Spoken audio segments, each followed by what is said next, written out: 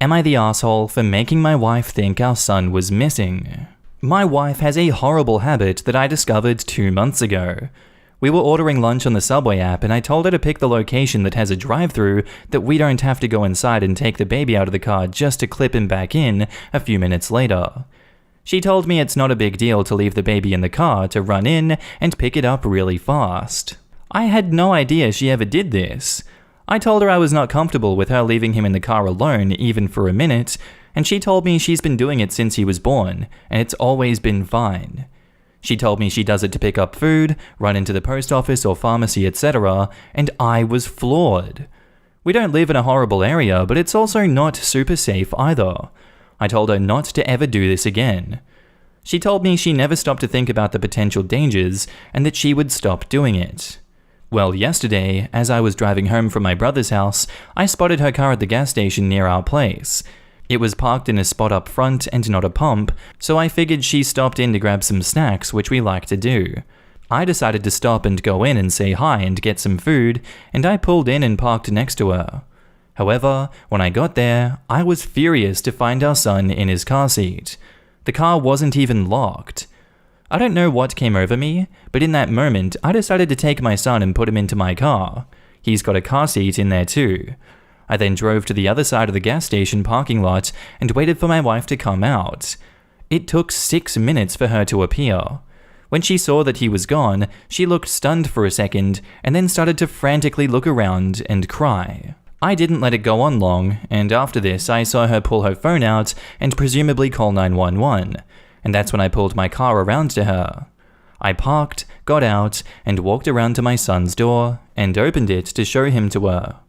She looked extremely relieved, but that quickly turned to anger with her asking me why I took him and did that to her. I told her she needed to learn her lesson and she promised to stop leaving him in the car and that she was extremely irresponsible. It was so easy for me to pull up and take him. No one else at the gas station even noticed, so if he really was taken, there would have been no help and it would have been 100% her fault. She proceeded to call me cruel and psychotic and tried taking our son out of my car into hers. I said no and that I would be driving him home, and I left. She came home not much later, but ignored me the rest of the day. She acknowledged me today, saying she wanted an apology, and I said absolutely not, and she's the one who should be saying sorry. She's been guilt-tripping me the rest of the day, saying no mother should experience the fear that I put her through. Did I go too far? Am I the asshole? And now in the comments, normally I'm fully against playing, but this is your child's life. I support your actions. Your wife is being hugely neglectful. Not to mention, it'll be warm soon and being left in a hot car even for a few minutes can be deadly. Not the asshole, and I wouldn't let her take him anywhere until she apologizes. And OP replies, I guess I should clarify that the car was running with the air on. I forgot to add that detail and was restricted by the character limit, but the car was on. It's a push-to-start car with a sensor for the key fob, so it'll stay on and running as long as you are close enough to the vehicle. I didn't see the keys in the car, so she took them inside with her but didn't lock it. Well, that just brings up different safety issues. Seriously, your wife is 100% wrong. I'm a mum and my kid is 18. I still remember when I fell asleep driving with him on the Los Angeles highway for a half second when he was an infant and I was an exhausted new parent, and I shudder and cringe every time. Nothing happened and I still wish I could take it back. Your wife must stop doing this. It is so unsafe. So basically that means that someone could jump in the car and drive it away. As long as the engine is on, it'll keep running even if the key is out of range. Not the asshole. Your wife is putting your child at extreme risk for her own convenience. Honestly, not the asshole in my views. She leaves your son unattended in an unlocked car. Not only can he get kidnapped, but 5 minutes during a hot summer day can be enough for a heat stroke. Or someone stealing the car, not realizing a kid is on board, or a million other risks or dangers. You asked her not to do it again. She agreed and still did it again. I wouldn't leave my kid with her to run an errand again. And OP provides an update to the situation. So I sat my wife down this morning and I did apologize for the way that I went about things, but I said I was not sorry for caring about our son's safety, and in the moment, felt like she needed a huge wake-up call. She apologized for lying and continuing to do this unsafe practice. I asked her why she seems so casual about what she's doing. Most parents I know, myself included, are on the paranoid side when it comes to their kids.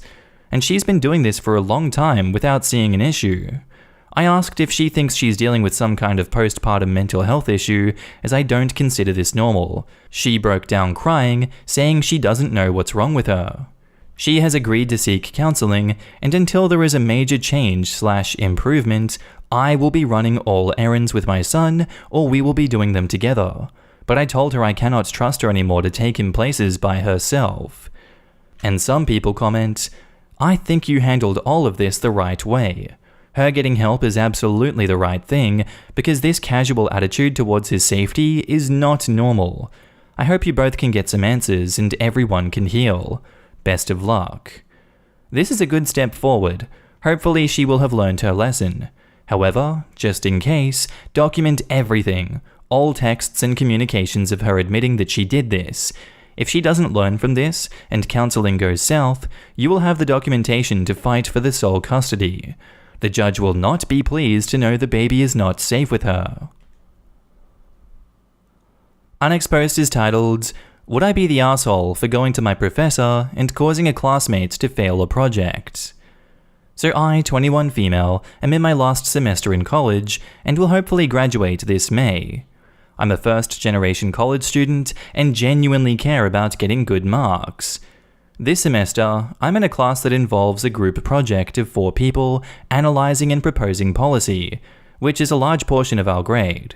The project proposal is due on Friday, and my group is seriously slacking. Normally, I'm very understanding because things come up, life is busy and tiring, and people have to juggle internships and jobs in school and mental health, etc., but this is a huge project, and I am tired of carrying the group. I made a group chat with my group members and assigned them roles because I figured it would be easier to set it apart and get it done. I was fine with taking the bulk of the project as long as I got some help on the other aspects. 2 of my group mates really stepped up and went above and beyond on their portions, but the last member hasn't touched it. One group member pointed out that she is never in lectures, so I reached out just to make sure that she was doing okay.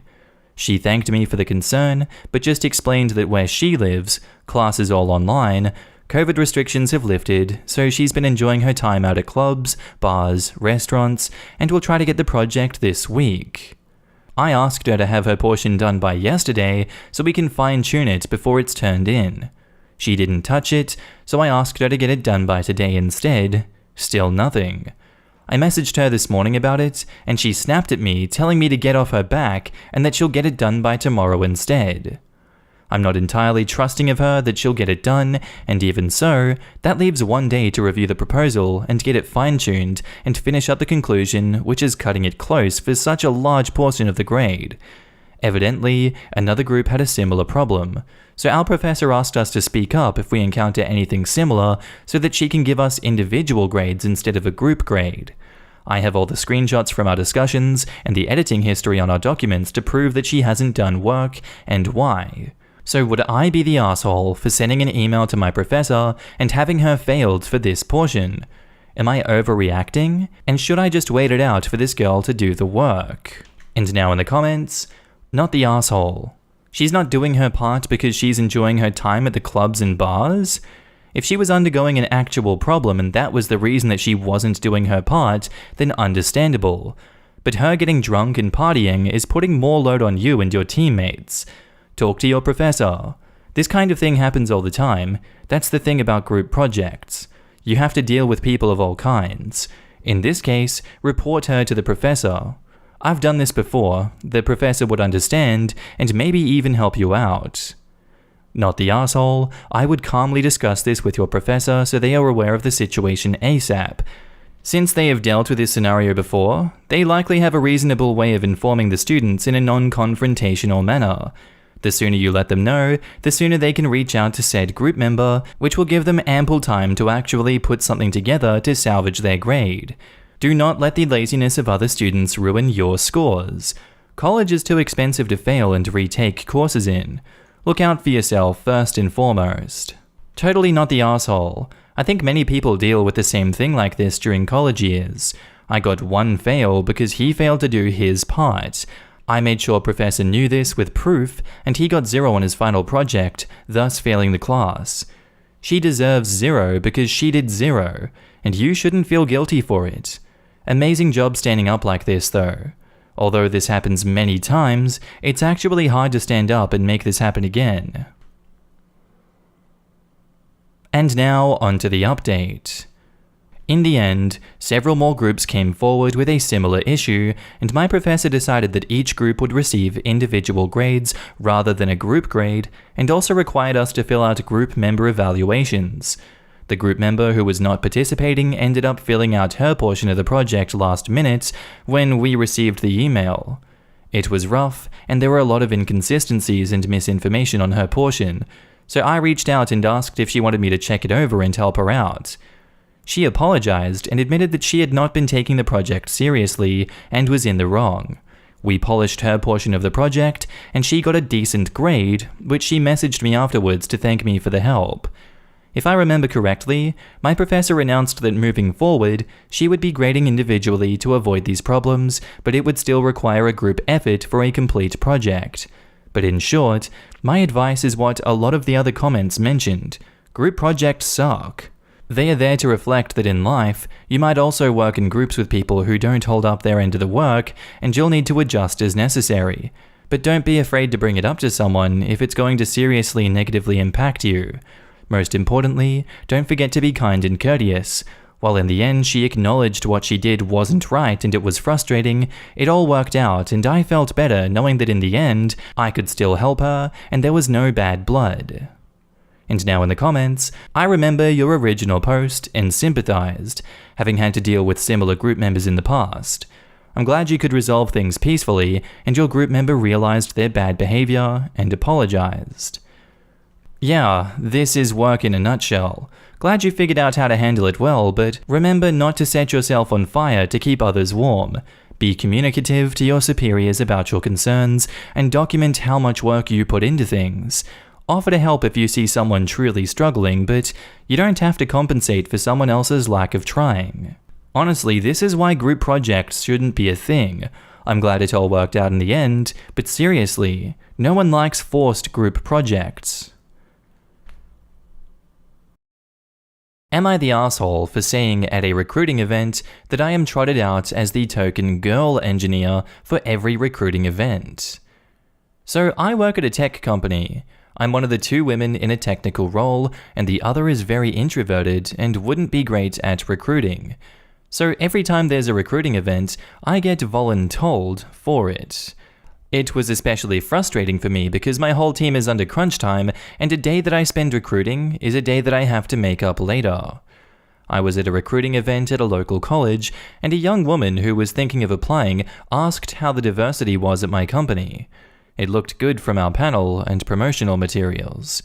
Side note, almost every person of color, woman, or queer presenting person on the promo materials has either quit or never worked there in the first place. I answered honestly in front of a small group. Well, there are 2 women in technical roles, and as one of them, it sometimes feels like I'm working 2 jobs.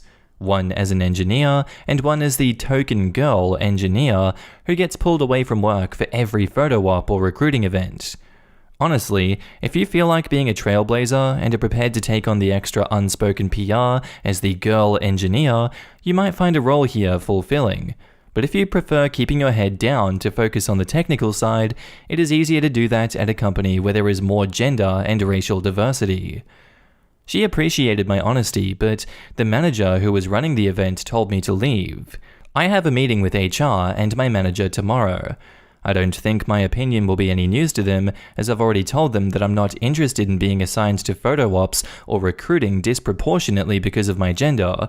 And I've been told that it's important for me to be there to help recruit a more diverse staff since the company is trying to improve.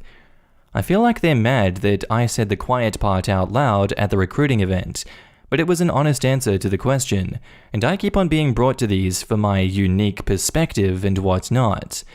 I think they might also see themselves as doing something good, trying to do outreach to a more diverse applicant pool, and see me as ruining that.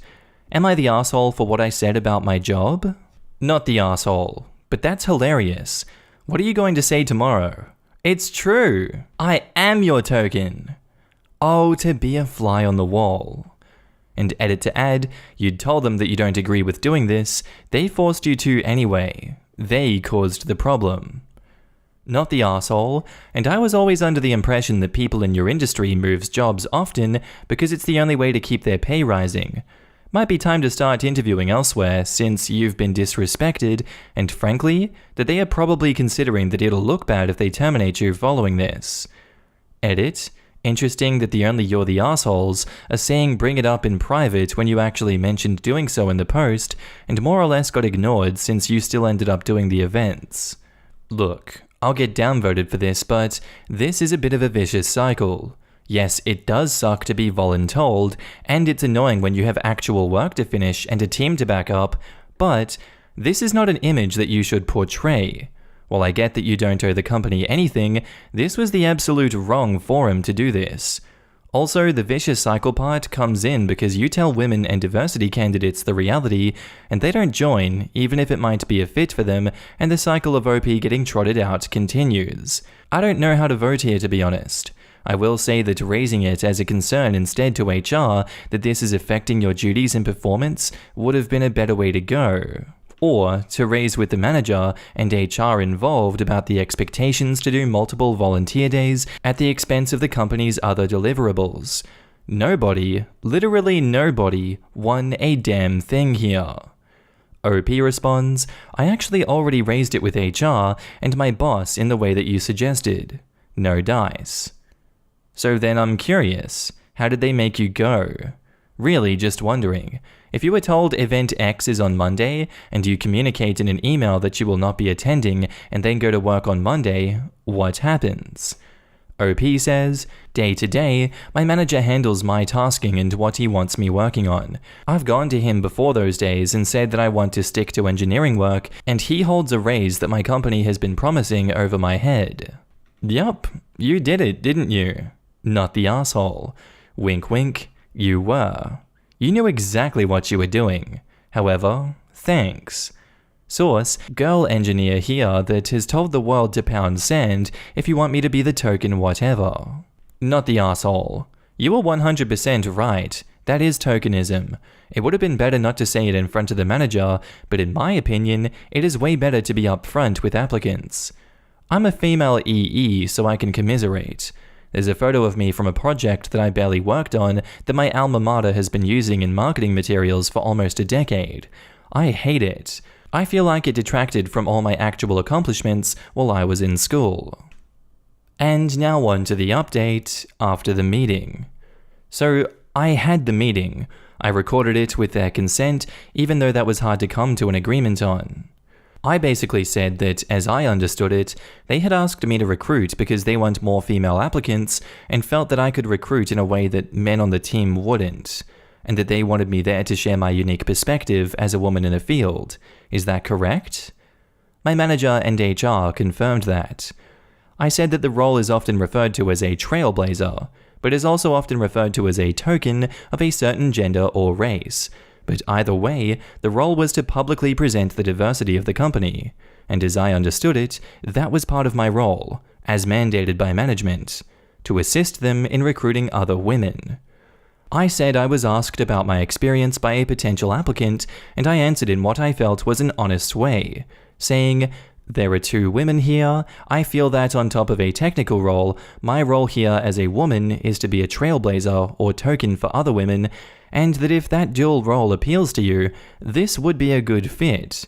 If a purely technical role appeals to you, this may not be a good fit. I see this as similar to how other recruiters say, this is a very fast-paced role. If you enjoy that role, you would be a good fit, but if you do not, you may not be. And I was wondering why I had been called to meet when other employees who had described the role and the sort of person they want to fill the role had not been. The HR guy said that token was often seen as having a negative connotation, and I was deterring applicants. I said that fast-paced is also seen as negative to people with outside obligations, for example, and I didn't understand why being frank about the nature of my role was a problem. In fact, recruiters are often encouraged to be frank to attract candidates who are genuinely good matches. It would help attract the sort of woman who would like to be a token female engineer and deter the type of woman who would not. My manager got frustrated and raised his voice to say, "Nobody wants to be a token." And honestly, I just looked at him with a no crap face, but said, "That doesn't really track with your previous comments. You have frequently said that I should be proud to represent the company and that I am much needed at these events. It sounded like you see it as an admirable and much appreciated role." He said I was being a smartass, and I said, "I apologize, but I'm frustrated by a number of the contradictions in the messaging around this role, that I should be frank about the job expectations to recruit good-fitting candidates, however, I should not be frank about my personal job expectations?" Despite never having that been communicated to me. Hearing that I should be proud and happy to represent the company as a female engineer to attract other women, but then hearing that nobody wants to be in my shoes and that if I describe my role, I will deter applicants. To hear that the company is making efforts towards diversity, however, that effort doesn't seem to continue to retention, as this year, 4 female employees quit. 2 were hired and then rapidly quit. This is a retention rate far lower than average. I'm frankly confused by what my role in this company is. Do you want an engineer or do you want a token? My manager snapped at me and said that I am an engineer. I said I would like my job duties to reflect that. The HR guy said I wouldn't be permitted to publicly represent the company anymore, and I said okay. I am very not mad at that. So I feel like my manager is pissed off, but I'm well along in the interview process with several other companies, so hopefully that won't be a problem anymore. I'm not quitting till I have a new offer signed, but I'm not too concerned if I get fired and get unemployment. Am I the asshole for telling my boyfriend he's not the frickin' superhero that he thinks he is? So my boyfriend and I, both 17 years old, have been together for almost a year and he's great. The only thing is, he has some hero complex. He needs to save everyone from all their troubles, and if someone gets hurt or fails something, etc., it is his fault. For example, I failed a chemistry test and he didn't talk to me for a week because he didn't want to distract me. He sent me all his notes and made a whole study schedule before ghosting me though. His twin got hurt in a small car accident, and he thinks it's because he distracted her. She has a cast, but he acts as if she can't do anything without him. He doesn't let anyone help either. His baby sister dropped glass, and he freaked. It didn't break, but he panicked and didn't let anyone in the kitchen for ages. He also kept checking her feet for glass, even though cut skin is pretty obvious and she was fine. He criticizes his mum's parenting? And we were even walking around a park, and he looked anxious the entire time. He said he was keeping an eye out just in case someone needed help, etc. These seem like small things, but it gets overwhelming. He is constantly anxious, scared, or jumpy, and it's exhausting. And he doesn't want me to do certain things because I might get hurt. I hurt my ankle skating once some time back, and he freaked when I told him that we should go skating again. Anyways, this happened yesterday. His dad told him that he needed money because he lost his girlfriend's jewelry and needed to replace it. My boyfriend, no hesitation, stole over $800 from his mom. When I asked him why, he told me that his dad needed it urgently and that he'd pay his mum back later. He has no job, so I don't know where the hell he thinks he's getting that money from. I lost it. I told him he is not the effing superhero that he thinks he is, especially since he decided to straight up steal from his mother, who has so much trust in him. He got upset and told me to stop mocking him. I told him that he needs to face the reality and realize that he can't save everyone, and that he's becoming exhausting. I also mentioned again that I couldn't believe he stole from his mum so carelessly. He called me irritating and said I wouldn't get it, and he left to go give his dad the money.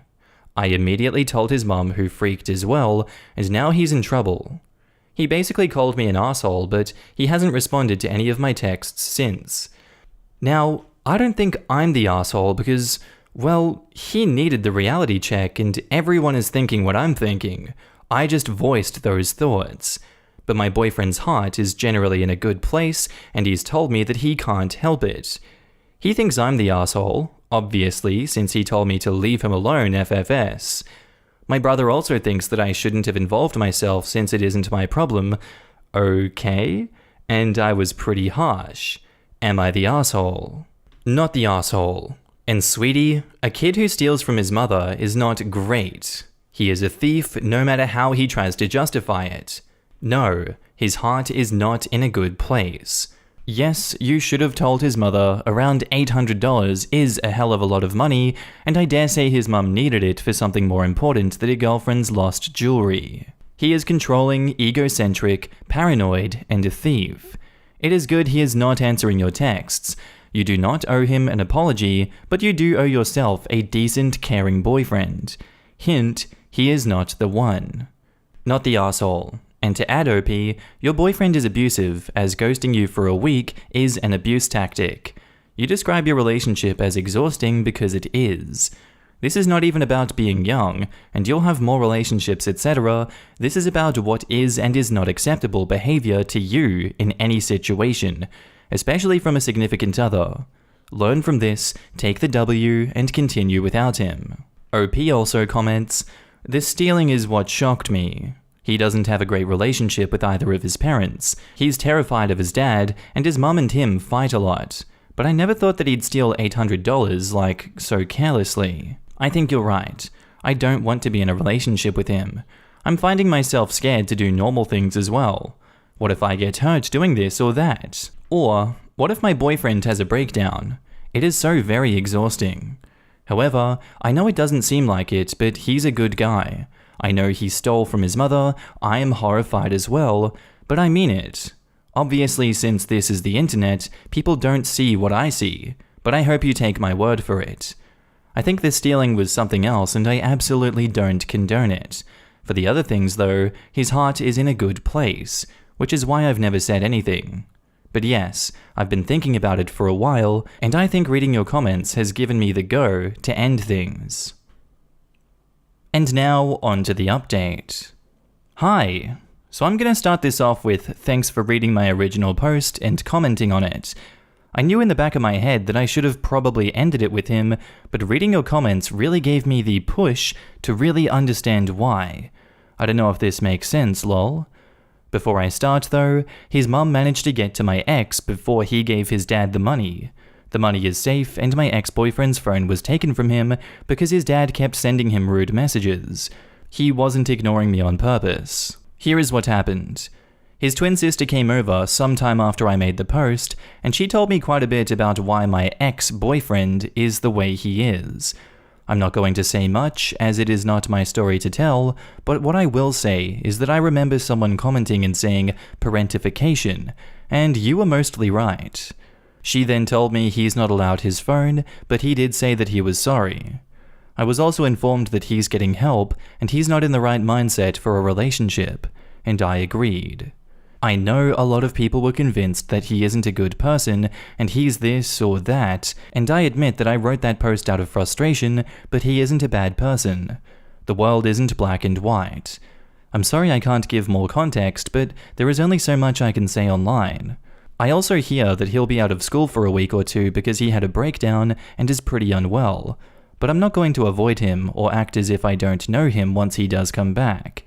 Sure, we didn't end things greatly, but he's been my friend for years, and unless he doesn't want me around, I'm not doing that. I also want to thank everyone for telling me that it isn't on me to fix him, that I'm only 17 and it's not my responsibility. Sometimes I feel a bit guilty, not gonna lie, because it kind of feels like I abandoned him when things got tough. But it's kinda like, what exactly can I do? He has his mum and sisters, and right now I think that's all he can handle. Because of you-know-what, I've cancelled like all of my plans, and I'm currently watching that new Disney film with my brothers, and honestly, it's the most relaxed I've been for ages now. It's nice knowing that I don't have this huge responsibility on my back. I don't use Reddit often, so yeah, thank you so much for being nice to me. I'm really glad that this turned out the way that it did, and that you are now relaxing, and that your ex-boyfriend is getting the help he needs. I absolutely understand what you were trying to say. He's a really nice person, but somewhere along the way, this good heart got twisted into a savior complex, like the whole world is on his shoulders. I'm glad he's getting help. Good luck to you, OP. Breaking up is not abandonment. It happens every day. You did what was best for you both, not to mention for his mom. You stopped the inertia of his unhealthy lifestyle, and now the professionals can help him. If he broke his leg and you drove him to the hospital so professionals could help him, rather than try to fix it yourself, that wouldn't be abandoning him. This is essentially the same. Enjoy your life. I can see your concerns about abandoning him, and you have nothing to apologize for. You had your boundaries, and you know what you can and can't do. I can see the layers of codependency and lack of boundaries that resulted from what is likely a lot of childhood emotional neglect. It's his work to right his ship, but you can be supportive as a friend as you choose to. There's a good chance with the right help, these problems can be mitigated. It seems clear that you won't take anything on that he spins out of control about. What's important is that you meet him where he is, and you maintain your grounded self. Good luck. Am I the asshole for going home when my wife didn't let me into the delivery room? So my, male 28, wife, female 29, gave birth a few days ago. We had what I believe to be a fairly standard pregnancy, and I did my best to take care of things and make it easy for her. I took her to the hospital when she was due, and her sister and mother met us there. The problem started when she was taken to the delivery room. She asked the nurse that only her mother and sister, female 27, be allowed in the delivery room, and then told me that she wanted me to wait until I've delivered and calmed down before letting me into the room. I was kind of shocked and didn't want to make a scene, so I just said okay, and sat down in the waiting room. We had not really discussed the plan for the hospital, and I had no reason to think that I wouldn't be there when my son was born. I texted her sister if she knew my wife was going to do this. She said no. I told her to ask if my wife was concerned about something because I don't consider myself someone who would have made a fuss or made things more difficult for her. She texted back after a while, saying, "My wife just doesn't want you to see her like this," and then added that she didn't agree with my wife and tried to convince her, but ultimately it was her choice and I should respect it. I sat in the waiting room for 6 hours getting minimal updates as the labor was fairly slow, and then I decided that there was no point, so I texted her sister that I was going home. I'd meet my son when they brought him home and handle the birth certificate stuff the next day. They came home about 9 hours later, and I was finally able to meet my son. When my wife's mother and sister left, she got very angry at me for leaving her at the hospital. I was angry too, but I told her that we can talk about this in a few days because she has just given birth. She wouldn't drop the subject, so I finally told her that she excluded me from the birth of my son for no reason. I didn't see the need to hang around a hospital waiting room for hours doing nothing, and that even her own sister thinks that what she did was wrong. She said there could have been complications, and I needed to be there. To which I replied that I wouldn't have been there because she kept me out of the room, and the doctors would have handled any problems anyways. She called me an inconsiderate asshole, and has been short with me for several days. Her sister told me I should just apologize and move past it because it was a stressful time for my wife, but I think I'm owed a bigger apology first for how I was excluded from my own son's birth. OP has offered the following explanation for why they think they might be the asshole. 1. I went home after my wife didn't let me in the delivery room, and 2. It is generally considered an asshole move to abandon one's pregnant spouse during labor. Quote, "We had not really discussed the plan for the hospital. Everyone sucks here for this right here. Y'all just thought everything would go okay and didn't even think to make sure you were on the same page about a major medical procedure / bringing a person into the world?" OP's response, she had mentioned that her mother and sister would be there, which I was fine with. She just neglected to mention that I wouldn't be, and I guess you can blame me now for not asking, I'm allowed to, right? And assuming that both parents would be there for the birth of their child. Okay then, I had originally had the reaction of the commenter you're replying to, but this shows you did have conversations about who would be in the room during delivery, which she never mentioned not wanting you there. I guess you didn't specifically clarify, but I wouldn't expect that to be something that you would have to clarify. That was something that she had to have made clear from her end, if that was what she wanted. Total not the asshole. I'm with you. When discussing who was coming into the room, the wife should have specified that she didn't want OP there, since the father is normally there. I would be very upset too if my wife surprised me like that. Not the asshole. If your wife didn't want you to be in the delivery room, that should have been discussed ahead of time. She essentially shut the door in your face and expects you to have just waited in the uncomfortable waiting room for 15 hours. That's not okay. Not the asshole. Your wife can have sex with you and committed her life to you, but she isn't willing to let you be there while she gives birth to your son? That is so bizarre to me. I don't blame you for leaving, and it was really rude of her to expect you to wait around and not let you be involved. Not the asshole at all. Wife didn't want you in the room for no reason other than she didn't want you to see her like that? What? And then she expected you to just sit there for hours in the waiting room. Your wife is pretty inconsiderate and rude not letting you see the birth of your son. Am I the asshole for yelling at my husband and telling him to get over himself after he threw away my tampon box? So we, me 27, him 30, have been together for 3 years, but married for 2 months. So here's the thing. I used to use pads for my periods, but recently was able to start using tampons. I have medical problems. In comparison, tampons work 10 times better for me, especially when I'm outside. Say like at work or traveling. My husband Ryan hates them. He never truly gave me a reason other than just say, he doesn't feel comfortable with me using them. I didn't think it was a big deal at first, since he said he hates a lot of stuff that I do but puts up with it anyway, except for this. He asked that I go back to using pads, but made it clear since it's my body that I get to decide. He threw away some tampons he had access to, and I was getting upset, but to keep the peace, I just bought a box and hid it away from him. He somehow found it and threw it away. I didn't find out until I had my period yesterday and realized I had no tampons to use. I was tired and too stressed. I just yelled at him after he admitted to throwing away the whole box, and he argued that I already knew how he felt about this stuff, and yet I decided to keep it around. I lost it and told him he had no right to do this, and told him to get over himself already. He stared at me almost about to tear up or something, and then walked out. He later went on about how we, as a couple, should take each other's discomfort into consideration and said he already tried to speak to me about those tampons, yet I brushed him off and insulted him and verbally abused him. He also said that if I still insist on using them, that I should do it while I'm outside the house. But I said it won't happen. I feel bad for how it played out, but I was just at my wit's end and in so much pain I lashed out. Did I go too far here? Does he have a valid point or not? What the hell? Not the asshole at all. What is wrong with your husband? He can be uncomfortable with your choice of menstruation products all he wants, I guess, but he doesn't get to make it your problem, and he definitely doesn't get to throw away your tampons. I can't fathom what on earth he could be thinking. Based on how he's talking about them, does he think that you were smuggling cocaine in them or something? Not the asshole.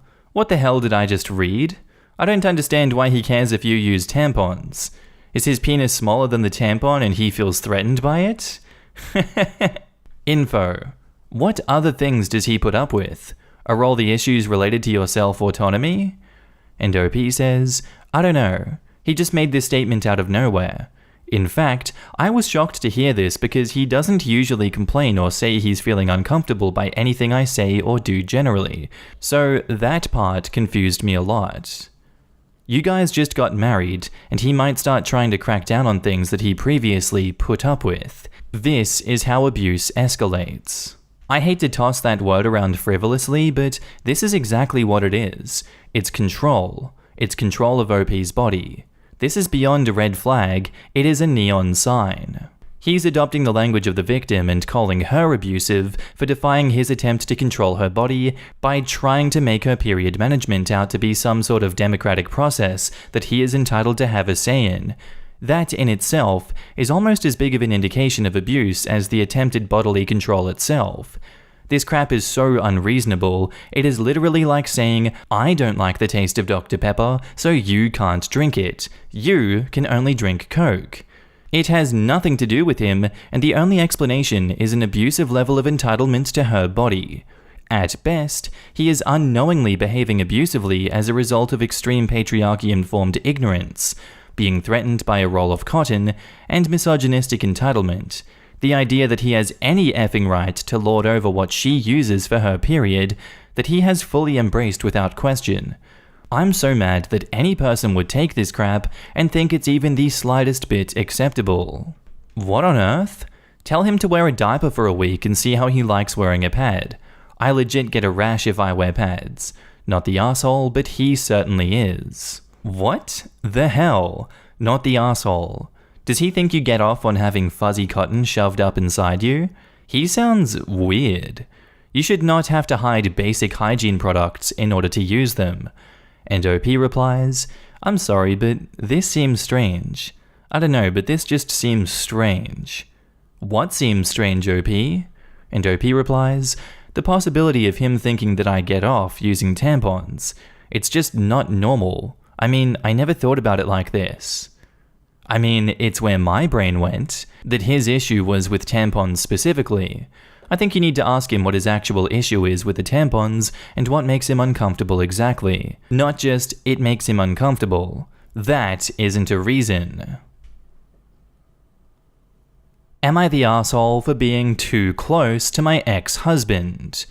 6 years ago, I got divorced from my now ex-husband. There was no drama that led to this. We simply realized that we were no longer happy or in love, so it would have been a clean break if not for the fact that we had a daughter who is now 11. Neither of us wanted to lose full custody of her or miss important moments in her life, as she is the most important person in both our lives, and we debated on trying to make it work just for her, but realized that that would only lead to all three of us becoming miserable, so we entered an arrangement that many of us would view as unconventional. So when we sold our house, we used the money to buy 2 semi-detached houses that were joined and had a door installed between them. The construction company tried to warn us against this as it would affect resale value, but neither of us had any intention to sell, so we had them go ahead with it. We also had them take down the fence between both our backyards so our daughter would have an extra large back garden to play in. Many of you may balk at the door, but there is an agreement. It is strictly for our daughter's use, and neither of us can use it barring any emergencies, say a fire, a medical emergency, or something being wrong with our daughter. She has 2 bedrooms, 1 in each house, and every day she can pick where she wants to have breakfast, dinner, and sleep. I won't lie, it was awkward at first, but for her sake, we made it work, and even regained a lot of the friendship we had lost, even though it was of course strictly platonic now. Last year, my ex-husband married his girlfriend of 3 years, a lovely woman who I'm actually friends with, and I was even a guest at their wedding with my daughter being one of her bridesmaids. All in all, it's an arrangement that everyone is content with except my boyfriend, who I started to date 2 years ago. He understood the arrangement entering into the relationship, and while he said it was a bit weird, he never protested and all seemed well. Things are getting more serious, and we've been discussing moving in together, and he has made it clear that he wants me to move as he doesn't want to live next door to my ex-husband. I understood that, but told him that wouldn't be happening, as my daughter had to come first, and our arrangement gave her a stable upbringing. He got upset with me and asked me how he was supposed to be a father to my daughter when she already had a dad, and he was literally a wall away. I won't lie, this took me by surprise, as I had no idea he wanted to be a father to her. I told him gently but firmly that he wasn't her father, that she already had one, and that even her father's wife didn't try to be a mother. Instead, she is called by her name. I told him that if he wants some kind of familial title, he could be an uncle, but I wouldn't give him permission to take her father's title when he is very much involved in her life. He told me that if I loved him, I would move for him, and despite me trying to tell him I do love him, he isn't listening. Am I the asshole in this? Not the asshole. Sounds like you have very clearly explained how things work in your world. Kudos for coming up with a unique parenting method that puts your daughter firmly as the most cherished outcome of your previous relationship. Your new boyfriend may not be compatible with your uniquely blended family. Bit of a red flag that he wants to appropriate the title of father. Good on you for nipping that in the bud. Well done, carry on without him if he can't get the brief.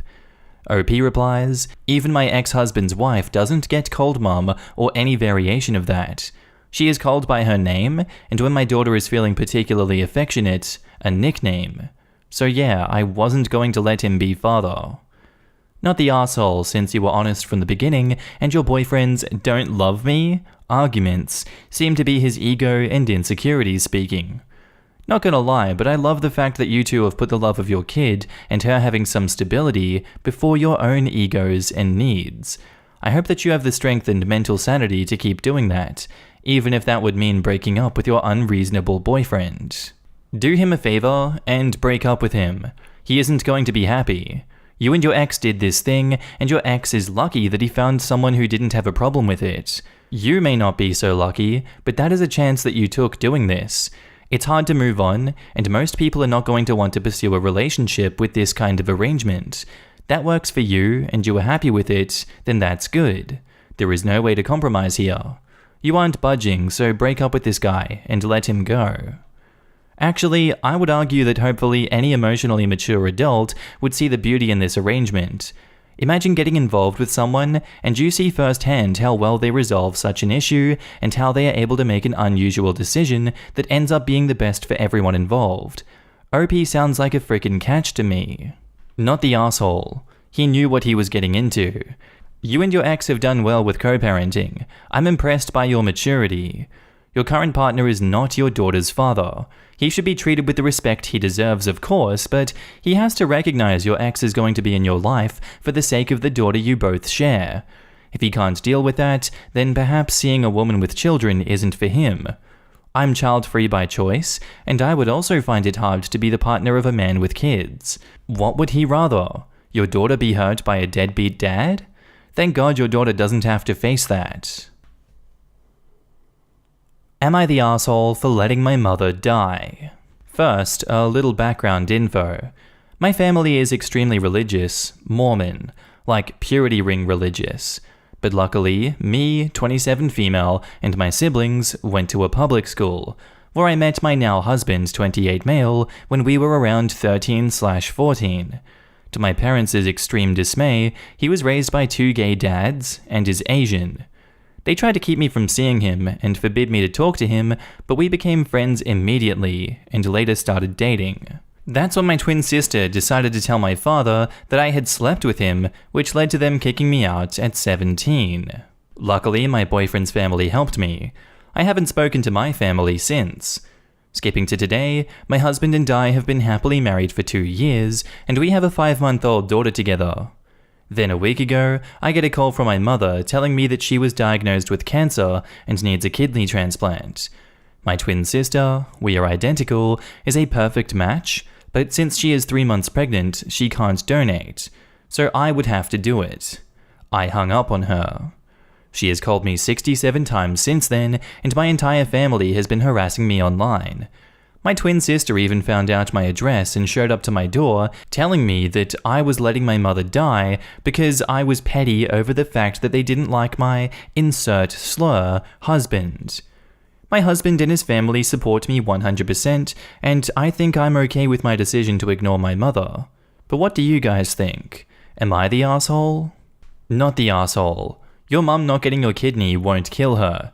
Dialysis can keep her alive long enough to get your sister's. Exactly what I was going to say. Not the asshole. 10 years ago, you were disowned by your FOO till they want something that you have. Your mother has other options. If she can't get a donor, or if other offspring or relatives aren't a match, or she can't wait till your sister has her baby, how sad. By the way, just because your sister is a match doesn't mean that you would be. Here is my favorite thing to say. If their parental obligations ended at 17 when they threw you out and never spoke to you again, any familial obligations you had towards them ended at the same time. No one has the right to demand another person's organ.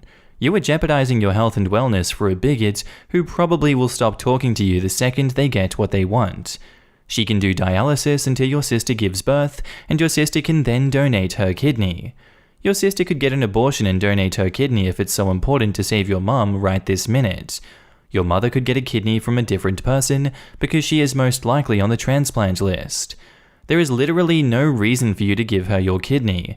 Just block, block, block, and block some more. Send them a cease and desist letter, make a police report for harassment, do whatever you want. Not the asshole. Cops should be involved now. They stalked your home without being given that information. You don't owe them anything because they now found a use for you. Does her situation suck? Yup, but it isn't your responsibility to fix. There are doctors out there who can provide all the care she needs until your sister gives birth. She just doesn't want to, so you need to do it. Am I the asshole for demanding my girlfriend to change her dress for a wedding? This happened during this weekend, me being in my early 30s and my girlfriend in her late 20s. I was invited to a wedding ceremony of a colleague and could bring someone with me. I asked my girlfriend that I've been dating for a year if she would like to join me, and she was really happy because she apparently loved weddings. Since we don't live together, I drove to pick her up so we'd have some time to spare before the ceremony. As she comes out, she looks really beautiful and has obviously put in the time to fix her hair and makeup. She's also wearing an off-white dress that was rather ornate. As she got in, I told her that she looked stunning, but I asked if she could change to a different colored dress for the ceremony. I'm not one for etiquette by far, but one of the few things that I've read everywhere is that you should not wear a white dress to a wedding unless you're the bride. She became pretty upset and wanted to know what was wrong with her dress. I said that it would be inappropriate to wear a white or an off-white dress unless you were the bride, and that it's like wedding law or something, trying to be light-hearted about it. She rolled her eyes and said that it was an outdated tradition about women and virginity, and that when her friends got married, everyone wore white and that it's not a big thing anymore. I told her that I don't know what the dress code is for the ceremony, but since it's not saying all white clothes, I still thought she should change to another color but white, or almost white, because my colleague was getting married and we had no idea how she felt about it. My girlfriend became really upset and told me that I was trying to control what she was wearing and that it was abusive, which honestly made me really upset and hurt. I said something along the lines of, "Damn, well, you shouldn't go to a wedding with an abuser then," and then I told her to get the F out of my car. She began to cry and wanted to apologize and give me a hug, but I just told her to get out, which she did. I drove off and she called and texted me a bunch. I answered, "I don't want to talk right now," and then turned my phone off and attended the ceremony. The bride was the only one that was wearing white, so I feel as if my gut feeling was the right one. When I got home, my phone had blown up by texts from her and her best friend, saying that I was being inconsiderate and controlling and should apologize for my behavior. I have vented to a few friends, most of them agreeing with me, but some have said that it was an asshole thing to tell her that she could not wear her dress because it had nothing to do with me. I feel as if I was in the right since it was my colleague's wedding and it was better to be safe than sorry, but I'm also not sure if I was being an asshole about the situation. So Reddit, am I the asshole? Not the asshole. Your girlfriend should have known better. Unless you know the couple and they have no issue or it's a request, you do not wear white. She also overreacted, and you did the right thing by asking her to not go and to get out of your car. She overreacted because she 100% knew the rule. Yeah, the only way her attitude makes sense is if she is an attention seeker, for not saying something else, or if she was testing OP somehow. Boundaries, or when inevitably someone in the wedding party asked her to leave to see how OP would react. I wonder if she has met and dislikes co-workers. This seems like a pretty deliberate snub. It doesn't matter if she's met her. To some people, anyone of the same sex within the realm of existence of your partner is automatically competition that needs to be overcome. I'm not sure if that's what was happening here, but there is no need for the two to have met for it to have been a snub. Absolutely not the asshole. And your girlfriend sounds like an attention-seeking nightmare. Literally everyone knows you are not supposed to wear white to a wedding. Even if she magically had not heard the rule, the second you mentioned it, a reasonable person would have changed dresses just to be safe. She clearly wanted to be the center of attention and create drama, and when you wouldn't allow it, she created drama another way. I would honestly end this relationship unless you want to end up married to one of those just-no mother-in-laws who wear white to their son's wedding and then act mystified when the bride gets upset. And OP says, thank you. I've been thinking about ending the relationship, partly because I feel like I'm too old for what it is, especially if it's drama. And also, if she legit thinks that I was being abusive, then I wouldn't want another person to feel that way about me. Not the asshole. I have a feeling you found out why your girlfriend likes weddings so much. If she really loved weddings because she loves to see all the different styles and designs, she would know not to wear white or off-white to a Western wedding, but she knew that what she was doing and told you up front that she loves weddings. Believe her, she won't change. Not the asshole. Never thought that I'd comment that on a post with a title like yours. It's concerning that your girlfriend would call your etiquette corrections abusive. Has she ever been abused before? And OP says, not from what she has told me. She knows that I've had abusive family members and that I'm very careful to not act in a toxic way and do my best to always communicate how I feel before there's an issue. Oh, so what I'm hearing is that she is using your past to manipulate you. You know, the way an abuser does. Damn, I never thought about that. I really hope she wouldn't say something like that to hurt me like that. Yeah, I will say that we are seeing a snapshot of your life. So to base a definitive decision about a pattern of behavior off of a single action is wrong. If this is not the kind of thing that she would say on a regular basis, then she may very well have just made a poor decision and she definitely would still be the asshole, but in that circumstance, she wouldn't be abusive. However, if she has a habit of saying things like this and kind of manipulating the situation to try and convince you to do something, then you might want to consider the possibility that she is abusive. And OP says, thank you. I will definitely have to think back. Most of our relationship has been very easygoing and carefree, and to be honest, I think this is the only major time that I've totally been against one of her decisions, besides like where to eat and stuff. Relationships come with plenty of disagreements. If the first one you've had ended with her calling you abusive for not agreeing with her over something so small as you should change your clothes, I'd bet my bottom dollar that it will be a repeat offense. Am I the asshole for calling my brother a sore, slow loser? My wife, Irene, is very fit. She likes working out and has a proper exercise regime, etc. She believes that if she feels good, she looks good, and she feels good working out, so who am I to stop her? My brother Will spent the latter half of last year going through a messy divorce and now needs a place to stay. Though my brother and I aren't very close, I figured that he would only stay with us for a couple of weeks until he got back on his feet. Will is a typical gym rat. He's always on a very strict diet, always working out and bragging about his gains.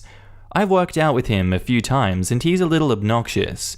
He's always mad at you if you don't work at his pace and is always trying to correct your form.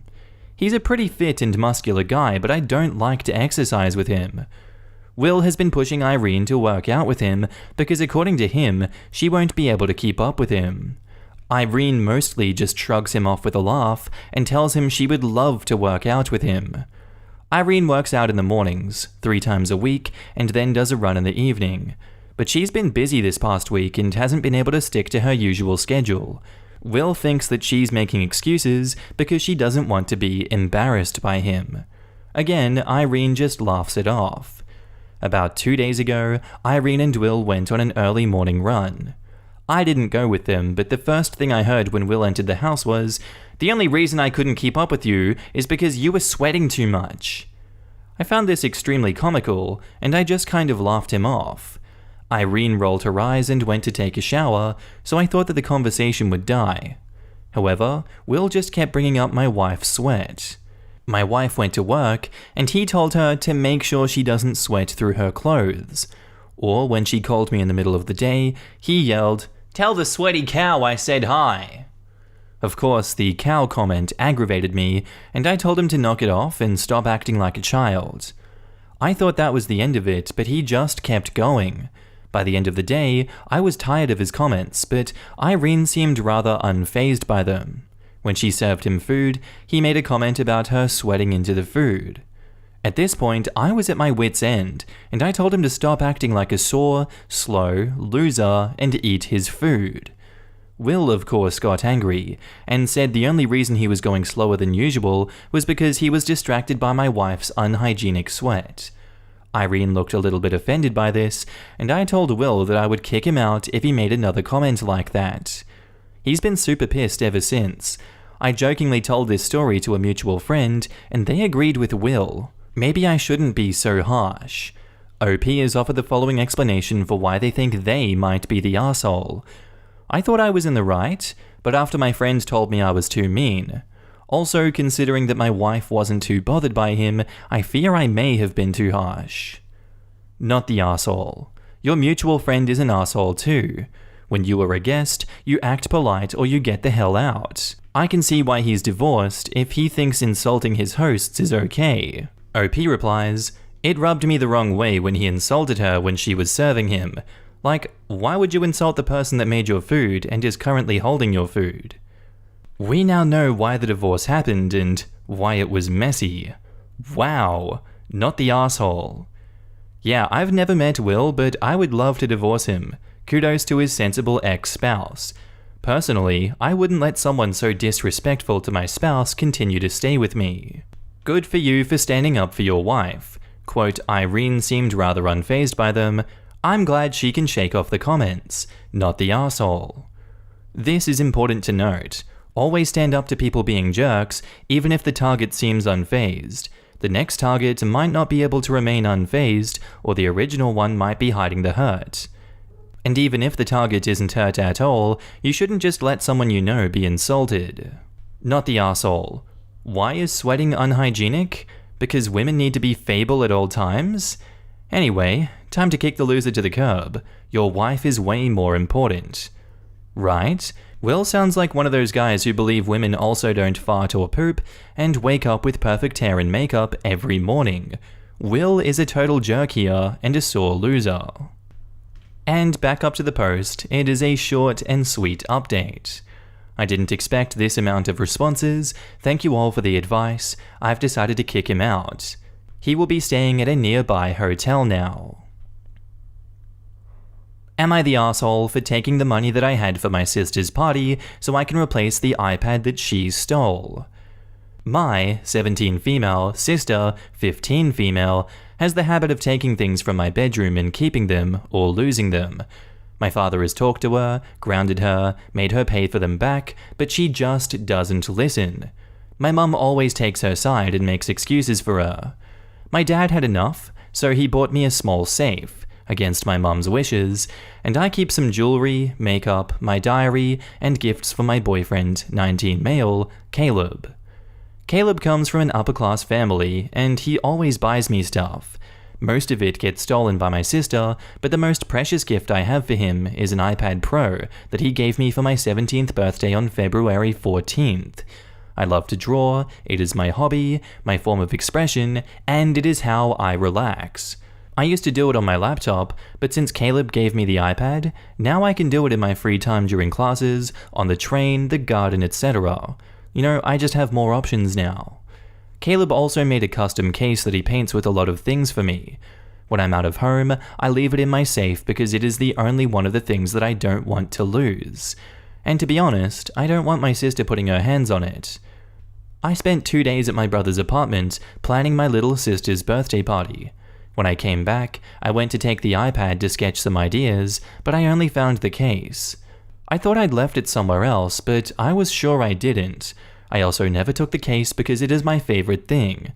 I looked around my whole room, my dad's office and the garden, since I'm usually there all the time, and I also called Caleb and asked if I left it in his house, but he said no. When my family came back, I was awfully crying in the kitchen. My dad asked what happened, and I told him that I couldn't find my iPad. My mum said very lazily, "Your sister lost it on the train yesterday." I asked what, and she said, "Your sister took it to school and lost it. Accidents happen, just let it go." I was actually livid. I said that my sister opened my safe and stole my tablet. My mum told me to shut up and never to call my sister a theft again. My dad got involved, and after much fighting, he said that my sister had to pay me back. My sister just said that she didn't have the money and attempted to go to her room, so I told her that I'd take the money for her party and just keep it for my iPad. She came right at me and told me that I couldn't do it, and my mum sided with her and demanded the money, but I said, "No, she owes me, I get to keep it," and I ran to my room. My father said that I could do it and buy another one. My brother transferred the money a few hours ago, and it's sitting in Caleb's account, because I don't have one yet. My sister has been crying because she just lost her Sweet 16 party and says a tablet is worth much less than that. OP has offered the following explanation for why they think they might be the asshole. "I know that an iPad doesn't compare to the party, and I have the thing I value the most, the case. So maybe I'm an asshole for pushing the subject." Not the asshole. If she cared about her Sweet 16 so much, she wouldn't be stealing. OP replies, "Maybe she didn't think it would be related to that? To be honest, this is my first time snapping, so this is new to all of us." No, she's coming to the age where people will be able to have her arrested for stealing. She needs to learn that she just can't take crap from you. If she doesn't have the money to replace what she's taking, her grubby little hands shouldn't be on it at all. Taking her party money is the lightest punishment she could serve for this crime. Even a used iPad is worth enough to be a larceny charge if she steals it from the wrong person. Not the asshole. Your mum is enabling your sister's behavior. So long as there are no consequences, then she will keep doing this. She lost something extremely important to you after stealing it. Your mum wasn't even going to replace it. And also, why are you funding the party? If she can't have a party because you pulled your money, well, that's not your problem. Keep the money, get a new iPad, change the code on the safe, and don't tell anyone. I'm glad your dad supports you. Don't ever expect anything from your mum, as she obviously favors your sister. And OP replies, "I'm not funding it. My brother and dad paid for my Sweet 16, so they're also paying for my sister's. That's why we spend some nights together to plan the whole stuff. I'm like the creative team for the party." And you have access to the money and control it? Or has your dad agreed to give you the money instead of throwing the party, and your mother won't prevent him from doing that? OP says, "My brother had the money and he sent it to Cal's account since I don't have one. I mostly use cash since I'm still a minor and I don't have a stable income.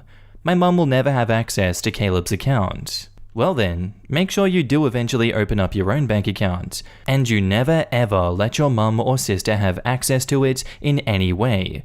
Clearly, both of them feel there is nothing wrong with stealing from you. Not the asshole. Taking away the money from your sister's birthday party to replace your iPad is entirely appropriate, and judging by your parents' behavior, your sister sorely needs these natural consequences, or else she'll keep being enabled. I think you meant their mum. Their mum is enabling her sister's behavior. At least the dad has OP's back, but obviously can't win with his wife. Shitty situation. And now to the update. My brother just left. Apparently my sister has been stealing from him too when she goes to his place. She admitted to just keeping the things to herself, and that sometimes she can't help it. She acts before she can think much about it. She admitted that she took my iPad, but claimed that her intention wasn't hurting me. That's why she left the case. She was planning on taking it to school, brag about it, and then return it since it was way too expensive, and for once, didn't want to take the risk. But apparently she lost it or someone took it from her bag because she swears she didn't sell it or anything. I mean, after this, it's just pointless to keep lying. She went to her room and came back with a bunch of things. Some mine, some my brother's, and some that belonged to our cousins and her friends. She even had one of Caleb's rings. We don't know how she did all this, and she refuses to give us that information. She also refuses to tell me how she broke into my safe. My parents are outside, talking alone, and my dad let Caleb spend the night here with me. That's it. That's the update. Am I the asshole for telling a coworker to mind her effing business? So I'll give you guys some background so people can try and understand why I had this outburst. I am a first-generation immigrant and I have no family left in the States. My favorite uncle was deported in 2009. My mother was deported in 2011, and I lost both my grandparents in 2012, almost back to back. I have no contact with some extended family, and I moved to a different state where I only have my partner. I work for a grocery store, and I keep to myself most of the time. But as of recently, I've become close with one of the store greeters. Let's call her Susie. She's a 72-year-old woman, and I can say is a hard worker and a kind person. During my breaks, she has started to talk to me. Me and everyone at work know a lot about her because she likes to talk a lot, but I think it's because she's lonely. Okay, I'll just move forward to the issue that happened. Susie is a widower that, due to fertility issues, did not have any children, but she has cats. Their names are Willie and Bill, and she refers to said cats as her boys. I myself have 2 cats and refer to them as my girls. Susie and I bonded over this, and we talk a lot about our cats, and I even sometimes go over to her home to help clean up and wash her litter boxes every 2 to 3 weeks. Anyway, we have a coworker. We'll call her Karen. She is the boss's minion. She thinks she can boss us around, and it's pretty annoying to be honest. So the other day, Karen heard us talking about how Susie is taking her boys to the vet, and I was going over possibly joining her or my partner. Karen butted in really loudly and said, "I didn't know you guys had playdates for kids." She knows Susie doesn't have kids.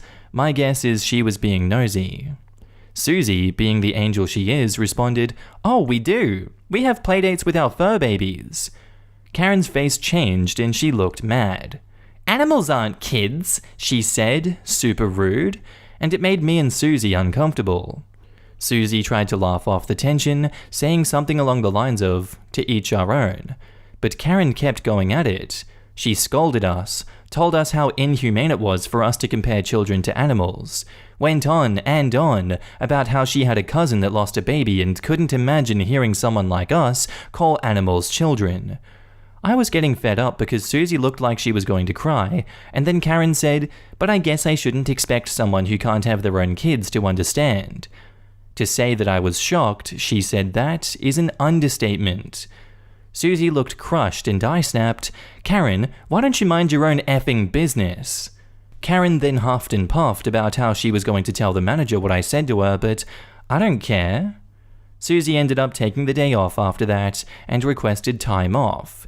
And I know that I will have disciplinary actions for what I did, but am I the asshole? Not the asshole. And you should get to HR before she does, because bringing up someone's infertility in a nasty way is bullying, and no way is that allowed in the workplace. OP says, "I'm starting to get the feeling I should do this. I've had a lot of people message me, and I see a few posts here. I think I will be taking this further. Thank you." Not the asshole. She can F off with that holier-than-thou attitude and keep her nose out of other people's business. She butted into a conversation that she wasn't welcome in, got all judgy and shitty, and then shamed a child-free person. Not the asshole. Karen crossed the line several times. She went from insensitive to bullying in pretty short order. Good for you for sticking up for yourself. That said, you may face professional repercussions. You should absolutely inform management of the conflict as well. It's good practice to ask for their help in resolving issues like this. Fortunately, you have Susie as a witness and can make it clear that Karen was being a huge jerk. It won't just be your word over Karen's. Not the asshole. Pets are definitely kids. They are both living creatures that need to be fed, groomed, bathed, and taken to receive medical care when needed. Susie needs to go to HR. She was being harassed. And now on to the update. Hello dears, I just wanted to update on my post that I made about my dear friend Susie and an annoying coworker. I was let go by this employer, and to be quite honest, it was a blessing in disguise. I was treated very poorly after I got HR involved at the advice of many of this thread. I had a bad feeling if I did that, I was going to be bullied relentlessly because the HR we have is not a normal one. It's what is called partnered HR, and they are all about the employer and saving their company and not caring about the employees. I had spoken with Susie, who at first was apprehensive about escalating the situation, but I told her that I was going to do it on our behalf, and before I knew it, I was literally picked on afterwards. It's okay though, I was let go, and Susie quit right after, and I'm helping her right now, cleaning her house and cooking for her as well. I thankfully do not need money. My partner and I knew something like this would happen if I took matters to HR, so they're working overtime at the moment. And Susie, being the angel she is, has helped me when needed, which is why I am doing all the housework to repay her for the help that she gave me this past month. She also opened up about her husband, who was an expert in a field of work that I am very interested in, and she's actually spoken with many of her late husband's friends, and I have a chance to work at my dream job. I am thankful for everyone who told me that I did well for standing up for my friend. She is amazing, and I do not regret what happened. We also spent all holidays together, and my friend Susie looks a lot happier since leaving that toxic place. So again, thank you all for your time. I really appreciate it. I'm glad everything turned out well for you, but never trust HR. People have this idea that they are there to mediate, but they are simply not. I hope Susie is okay financially, but my heart is very warmed from your story. I wish I had a friendship like Susie and you. HR is there to save the company from being sued, but a ton of lawsuits stem from the mistreatment of employees. As a rule of thumb, HR will do the right thing in employee conflicts. In this instance, my guess is that the one broad lied, and it was a he said, she said situation, and her being a suck up to the boss, they sided with her.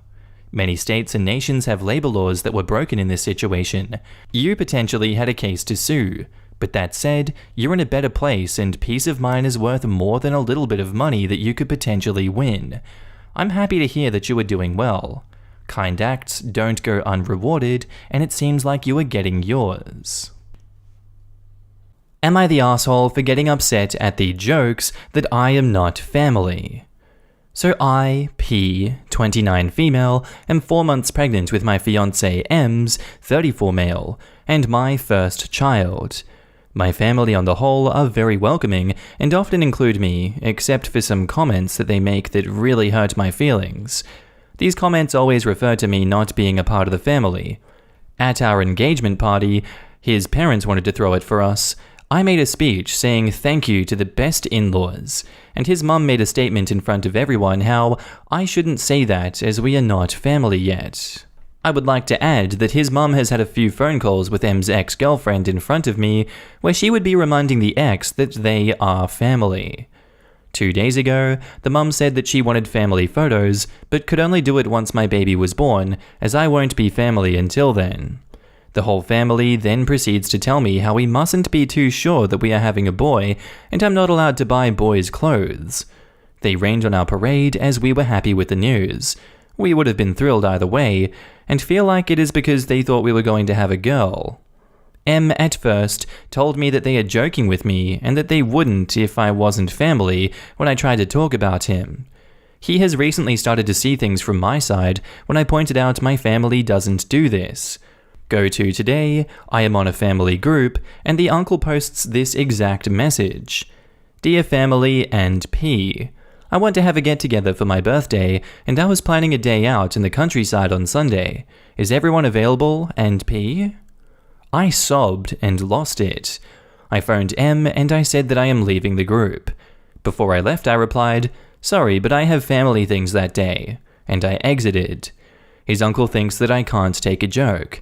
M supports me with this and understands why I'm hurt, but a part of me feels like maybe I overreacted, and what if I just can't take a joke? Am I the asshole? Not the asshole. This hurts that the unmarried ex-girlfriend is considered family, and appears that she still is, and you are not. Does M have children with the ex-girlfriend? And OP replies, they do not have any children together, but her mum and M's mum are best friends. He finds it awkward that she is brought up, but he never says anything. Sounds like your fiancé needs to have a come to Jesus talk with his mother about this. That she is choosing someone who cheated on her son like this says more about her than anything else. Definitely not the asshole. Next time, sit down right across from him or her and ask them to explain the joke to you. Since you don't see the humor in it, you need their help. Do not let them off the hook until they do, or you have fully embarrassed them, and then leave. OP adds further comment and says, just to add, she cheated on him and treated him like trash, and this hurts me even more that she is considered family. I have the same problem. My husband's ex cheated and tore him down emotionally over and over again. But she grew up with us, is always the answer when I ask about how they continue to accept her. They know better than to bring her up to me at this point, and she knows not to come around me. The lack of loyalty is astounding. Not the asshole. Don't invite them to anything baby-related since they are not family. Where is your husband and fiancé in all this? Why can't he have your back? And OP says, so he originally said that they were joking with the original comments, and that means that they think of me as family. He loves his family, and I get that it is hard to realign, but he has slowly been considering it from the receiver's side.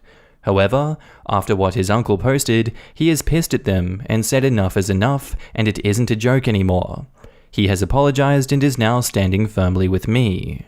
Not the asshole at all. Even if this is supposed to be some big joke, they have taken things way too far. The mother on the phone with an ex telling her she is family, and then turning to you and saying that you aren't until you are married or have a kid, is so wrong. I don't even know where right is in that situation. I would say have your fiancé explain to his family that this needs to stop, as it isn't funny, and to be blunt, that it's cruel. I wish you and your family the best and hope that you have a happy and healthy child. And OP says, thank you for the well wishes. We are so excited for our little Baba. And now on to the update. M's mum phoned to say how awful that message from his uncle was and how she's glad that I stood up for myself, which was very ironic. M actually took the phone call and set things and boundaries straight with his parents. Turns out that in the last few days, M's sister also told his mother that M's ex and her mother are not family and stood up for me. Things are looking much brighter. Added, I wanted to say a massive thank you to all of you. I am a person who backs down easily and always wants to keep the peace. This has helped me to realize that when things are not okay, then change them, and it is okay to set things right with M so he can sort it with his family. All this thinking of family has me thinking of Vin Diesel Fast and the Furious memes, to be honest, and I'm having a good giggle. Family. Am I the asshole for telling my friend her boyfriend is not allowed at my wedding? I shall try and keep this short, though I have a tendency to ramble and add more info than necessary. Anyway, I'm supposed to be getting married early October 2022. It's not going to be a big wedding or anything, but me and my fiancé both have friends that we don't want to leave out. I have this friend Amanda. We have known each other since high school, and we aren't incredibly close by any means, but we are still somewhat good friends and hang out regularly, and I would like her to be there. The problem is, I just recently found out who she is now dating, and she wants to bring him as her +1. My sister Lily and her ex Steve broke up about 10 months ago because she found out he was cheating. She was heartbroken, and I know all along with that pain that she still has a lot of resentment for him and doesn't even like hearing his name. He was a crap boyfriend, so my family has no problem with him no longer being in our lives. 8 months ago, Amanda told me that she had started talking to someone, and she really liked him and everything. She would tell me who, but not even his name, because she said she didn't want to share anything about him until it got more serious. I didn't really understand the secrecy, but didn't force her to tell me anything, and just let her know that I was happy for her and I hoped that it all worked out. Well, last week, she told me she was dating Steve. They had gotten more serious, and she wanted to make their relationship public to the people they care about. She also said she knew how much I disliked him and what he had done to my sister, and hoped that I would try to understand their love and be happy for her, and try to see him in a different light. I was a little shocked at first, since I really didn't expect her to be with a guy like him, and she knew what kind of person and boyfriend he was. But it isn't my place, and I told her that I'm happy that she's happy, and that was that. Well, 2 days later, we are texting about the wedding and everything, and she mentions Steve being her +1. I do not want him there. Not only because I know my sister, who's my maid of honor, doesn't want him there, but also because I don't like him, and neither does my fiancé. I immediately told her that Steve was not invited to the wedding. She was confused, and I explained to her that I was sorry and I'm happy for her, but I didn't want him there. At first, she thought that it was just because my sister would be, and kept saying that they wouldn't even be near each other, and it would be fine. But then I explained that with everything that happened, we didn't want him there. I said sorry again, but she kept saying how I don't want her to be happy, how I want to live in the past, how I want to punish her for finding love, and just stuff like that. None of that is true, and I tried to tell her that, but she stopped responding. So now I'm left feeling like a complete asshole, and I don't know if I should let Steve come or not. Not the asshole. She wants you to bring the guy that cheated on your sister, a person that you are very close to and is in the wedding party, to your wedding? I think you're in the clear here.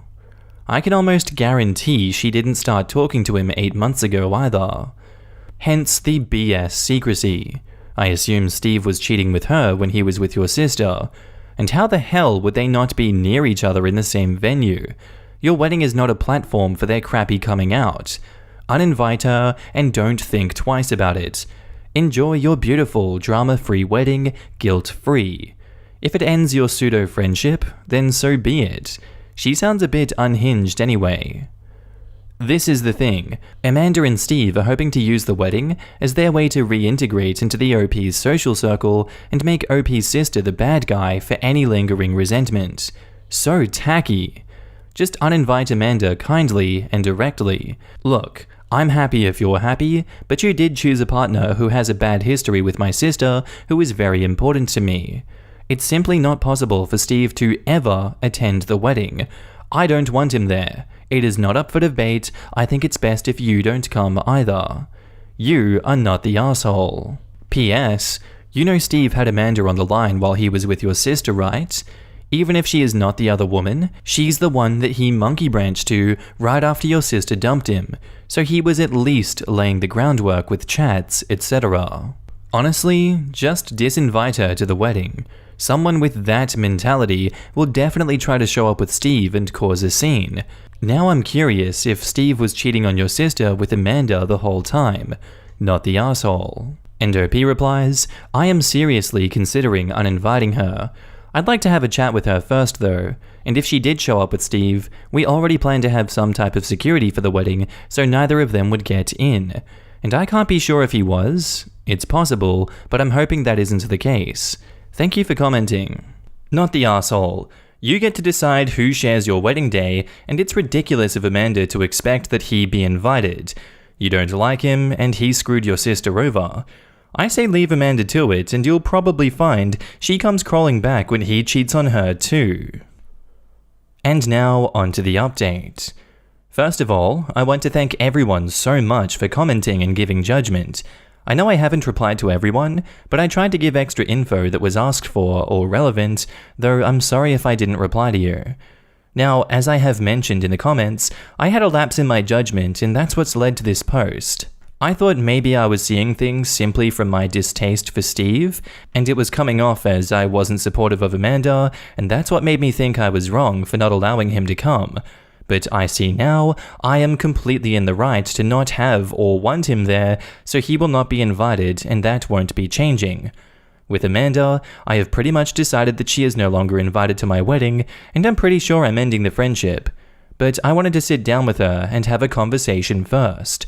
Not to salvage anything, but I have some things to say to her and questions to ask. With the cheating, I mentioned in the comments that we only know of 3 girls that Steve cheated with. We all believe there are more, especially since one of the affairs goes all the way back to a year, as they were together for 2. But we don't know for sure and have no solid evidence at the moment, and Lily doesn't care to find any. Amanda could very well be one of the unknown affair partners. It is very likely, and the timing and secrecy makes more sense to believe that she was. Even though I intend to end this friendship, and I'm finding it hard to believe that Steve wasn't cheating with her, it would still suck if she had been. Another thing I mentioned in the comments was that Amanda had offered support to my sister when everything happened. She even said more than once that Steve was an asshole for hurting Lily, and for that to most likely had been an act would suck. I would also like to clear up something about Amanda and her wanting to make their relationship public. Right after she told me they were dating, she started posting them on social media and telling people, so my wedding wouldn't really be their coming out event, though it would definitely be a way for them to show off their relationship and gloat and everything. Still not okay, but just wanted to clear it up and not mislead anyone. Last thing, I was finally able to get a response out of Amanda. I told her I would like to talk to her about everything and get everything out in the open, and she has agreed to meet with me and talk. So, I shall update when that happens.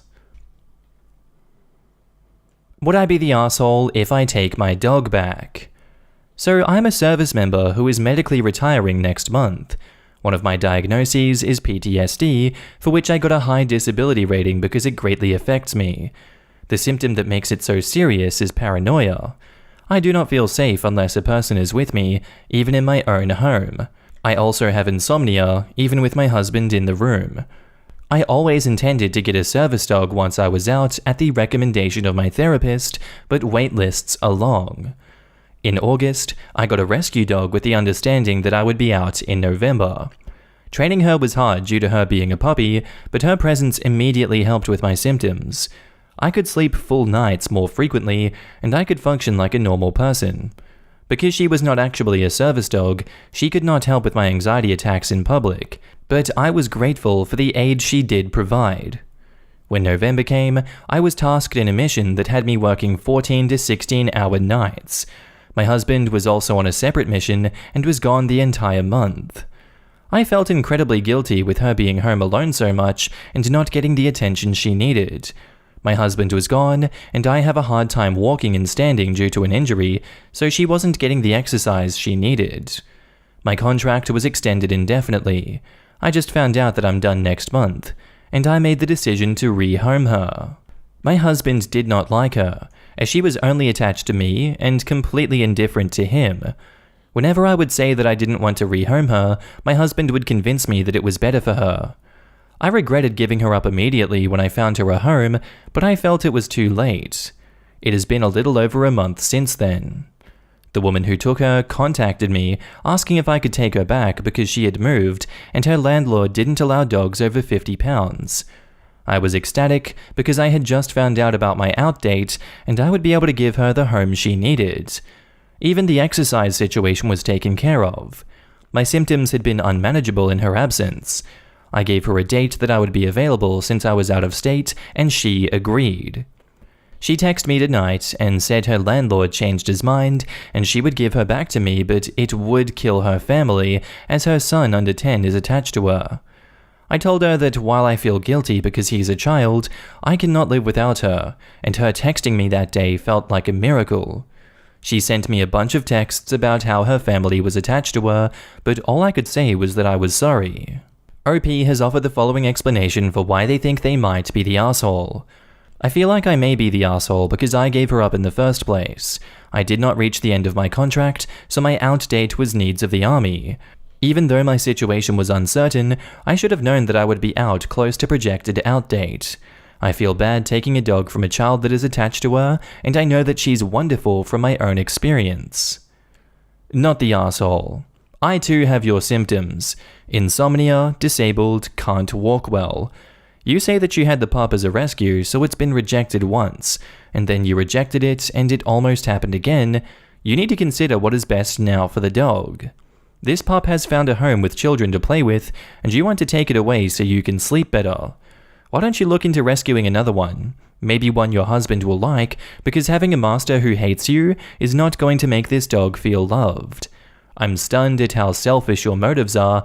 You don't want the poor animal out of love. You want it to make you feel better. What if it starts pining for its new family?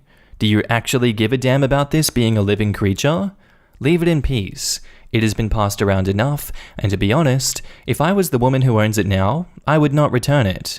Why do you think it's your decision where the dog lives? It belongs to them now, so leave them alone and get yourself another. There is so many waiting to be adopted. I'm upset about this because yesterday, my 9-year-old boy passed away, and I would have done anything to keep him, but he was in pain, and I did what was best for him. Stop thinking of yourself and do what's right for this pup. Leave him where he is loved, not where he can do you a service. He is not a service dog by your own admission. It's cruel to the child and to the puppy. And OP replies to them, dogs are not considered service animals until they are fully trained to perform their tasks, which she was in process of but has not done yet. I love her more than anything, not just because of the service she provides, but as a pet as well. If I did not love her, I would not have given her up in the first place and considered only my needs and not hers.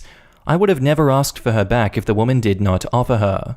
Her situation changed, but so did mine. I will not be working, so my original concerns about her care are not the same as they were. I could rescue another dog, but I don't see a situation where it would be her. I felt like I lost another child that day, and it may be selfish, but I can't live with myself if I don't take this second chance. You're the asshole. If you felt this strongly about this dog, you would have fought harder to keep her. You even said that you wouldn't have asked for her back if the lady didn't say something, so how much did you really care for her? It sounds like you don't want to get another dog because you either don't want to wait for one or train one. This is not your dog anymore. I hope she is still with the other lady and family who did you a great service and took her in and gave her a good home. And OP says, I had no control of my situation as a service member. I did not pick my hours, the days I work, or even my retirement date. I gave her up and that was my fault. I thought that I had a second chance after my circumstances changed because she got into contact with me. Also, Tahoe was meant to be a pet, and I didn't discover her inclination to the training until after I got her. I can't pick up any dog and train them. It's about temperament. There are dogs specifically bred with that in mind. Finding a random rescue with it was a 1 in a million chance. She is 1 in a million. I'm going to say everyone sucks here. 1. No matter the reason, OP rehomed the dog. 2. Then that family decided to move not too long afterward. Surely they knew that move was coming. They could have found somewhere to live that allowed dogs of that size. And 3. Then they ask OP to take the dog back. OP agrees, therefore the dog should go back to OP, but everyone sucks here because of passing the poor dog back and forth like a borrowed screwdriver or something. And now onto the update.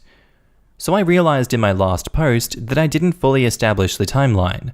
First message, January 3rd, second message, January 11th, date she changed her mind but said that I could still have the dog, January 15th. Once my husband and I got back to the state, I asked her what time she would be available the next day. She gave me a time and a place to pick her up. I took a nap, and when I woke up, she texts me saying that she never actually told her family and didn't want to, and then blocked me. I called my husband, freaking out because I felt like my hopes were being crushed. An hour later, I got a text from her fiancé saying that if I made the 2-hour drive right then, I could have her. I woke my husband up, got dressed, got in the car, then he said never mind, I could come the next day as planned. I agreed and went back inside. Not even 5 minutes later, he texted again and said to come, but it would be up to the dog to choose who she wanted to be with. I agreed, but asked that he bring her kennel, food, and vet records. Those were just the things that I bought her and sent with her, and all of her vet papers were from the visits that I took her to. He said if I wouldn't take her without them, I couldn't have her at all. I decided to go anyways. The whole car ride there, I kept getting texts. My car reads them aloud about how she wouldn't come with me. I was wasting my time, how dumb I'd feel when she went home with him, etc. When he finally got to the meeting spot, it was almost midnight. She took one sniff and that was it. He called her and she wouldn't come back. They did bring her vet paperwork, so at least I have that. She has not left my side since she's been home, but her initial happiness at seeing my husband has faded, and she's gone back to not liking him. I now have a 60-pound lapdog. She regressed a bit in her training, but now that I'll be home all the time, we'll finish our certification in no time. I am so glad that it worked out, although I am sad for them. Also, you need to point out to your husband that this is a service dog. Service dogs have to prioritize their ward. If you were to get a trained dog, it will also concentrate on you. You could offer to get a pet dog as well, but he needs to get over this dog liking you better. So happy for you, OP. This was a really tricky situation, but in the end, the pup made her choice. I hope she's eventually able to establish a good relationship with your husband too, but in the meantime, enjoy your adorable girl. Am I the asshole for giving my daughter a stuffed bear filled with human hair? So my 33 male, wife, 31 female, and I just had our daughter, our first child, 3 months ago.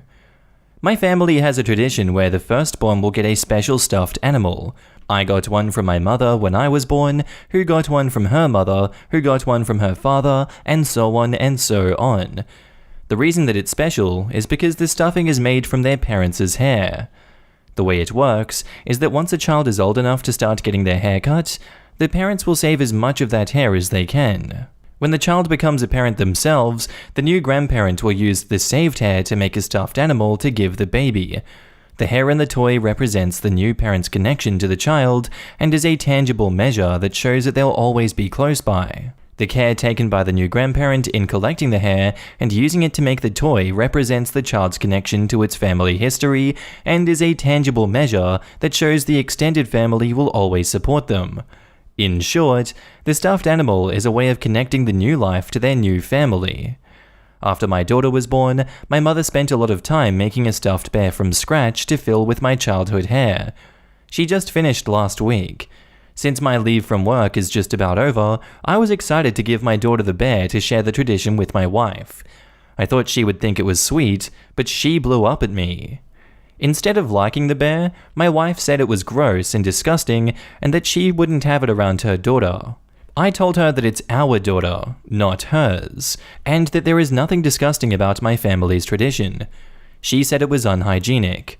I told her that it's not. The hair is clean and well preserved. We argued, and eventually she said that if I ever put that thing near her daughter, that she would throw it in the trash. I was shocked. This is something that represents decades of my mother's work and planning and generations of my family's history. I told my wife that if she is so cruel and callous about something that means so much to me and my family, then she's not the person I thought she was. She just called my family's tradition weird and culty. I didn't know what to do. I didn't think my wife was this kind of person. I told my mother about the fight, and now she's feuding with my wife too. My wife then got her family involved before calling me some vulgar names. But am I really an asshole for wanting to give my special girl her special bear? No assholes here. Because I understand this is emotionally meaningful to you, but it's also, fairly objectively, pretty frickin' weird.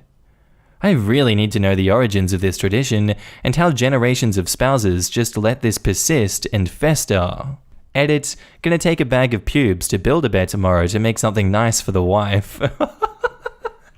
Everyone sucks here. You can't surprise your partner with family traditions, especially one where you give a baby a wad of dead hair. I don't know how this family tradition never came up in a conversation through their courtship or pregnancy. I'm pretty sure everyone in his family knows not to mention the tradition while they are just courting. Wait until the baby comes, then they can't get away. Lol, it honestly sounds like the rough plot of a horror film. Not the asshole. I do think you should have let your wife know about the tradition beforehand, though, to save this sort of argument. But I do think the aggression and name-calling is unnecessary. It's not unhygienic, just unusual. Right? I don't get what's so weird and culty about it. My parents gave me a hacky sack filled with my dad's baby teeth. What, really? Both seem really weird to me, just weird, not assholey. I would say everyone sucks here. It's bizarre, sure, but if made right, not harmful. Wait, so the snow globe filled with my mum's old dandruff is weird too? I'm questioning my whole life now. Info. Has this really not come up beforehand? OP says, no it hasn't.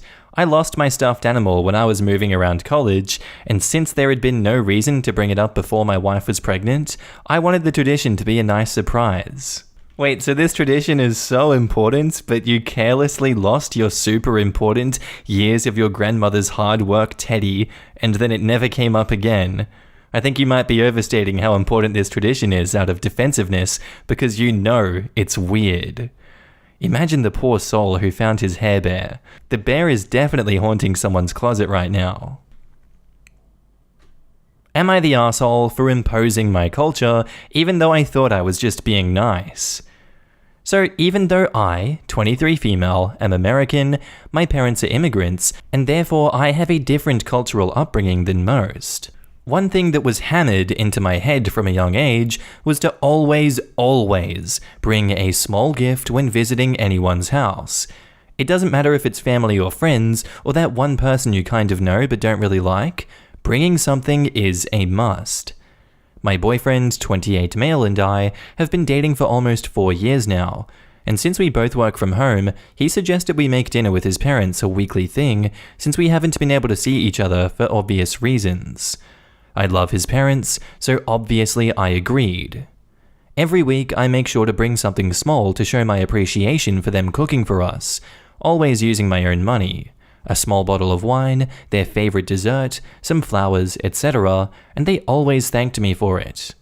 This has been going on for a few months, and absolutely didn't notice anything out of the ordinary until yesterday when my boyfriend and I were preparing to head over. I got a cute vase of daffodils since luckily I'd found some in bloom, and my boyfriend's mom really loves them. But my boyfriend suddenly got really mad and asked why I kept bringing stuff over every week like his parents were a charity case. Honestly, I got super confused and asked him what the problem was, and that I've always done this with everyone, including his friends, since we met. That it was a cultural thing.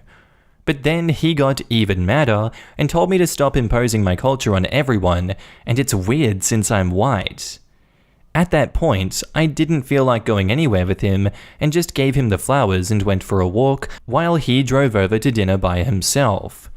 After he came home, he still had the flowers, which he gave to me, and told me he was sorry, but his parents were really super annoyed with me constantly bringing stuff over, like they can't take care of themselves.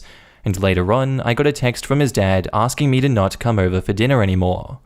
Now my boyfriend's giving me the cold shoulder unless I give his parents a huge apology. But I really, truly don't feel like I'm in the wrong for trying to be nice to them. Am I the asshole? His dad texted you? The father of a nearly 30-year-old man texted you to tell you that you are no longer welcome at their home because of basically host gifts? No, not the asshole. This dude and his family suck. OP replies, well, he didn't say anything about the gifts, just not to come over for dinner. My boyfriend told me they rejected the flowers and told him to tell me that, which made me sad. I wouldn't really trust your boyfriend on what he is saying. Maybe talk to his parents directly, because your boyfriend may have told them something that would make them act like this around you. OP says, I'm overwhelmed right now. Why would he lie? He's never done anything like this before, and even helped me pick out a few gifts a few times. He would lie because in his mind, he concocted a whole untrue situation and wants someone to validate it. I'm not sure where he pulled this narrative out of, but it sounds like he has let it fester. It is just too coincidental that he blew up on you about the gift, and then suddenly his parents are upset when no one had said anything before. It really does point to him spreading the false narrative to make his point sound real. And OP says, he's refusing to answer any of my questions now, and threw the flowers out. Now I'm just getting mad. I have no idea where this sudden change in behavior came from, but I'm going to make him sit down with me and have a talk about why all of this is happening all of a sudden.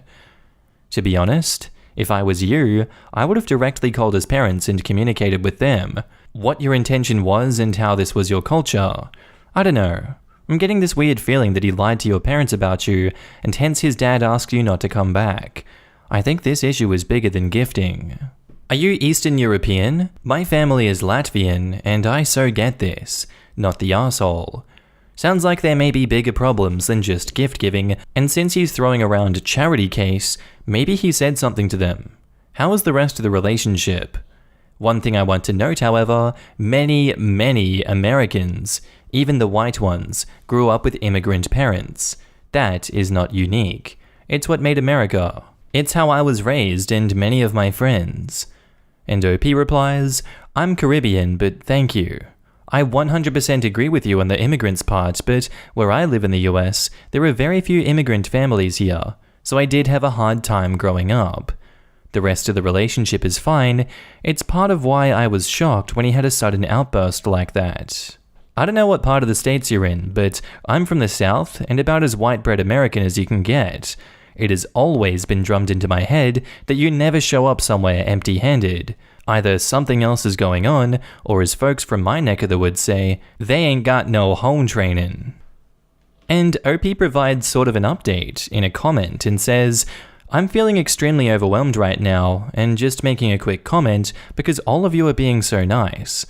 Sat my boyfriend down after dragging him off his game and grilled him about what was happening, but he said I was being crazy when I started all this and to just let us write a text to his parents apologizing. I said no, and that we would go over to apologize, but he started freaking out, which was the final straw.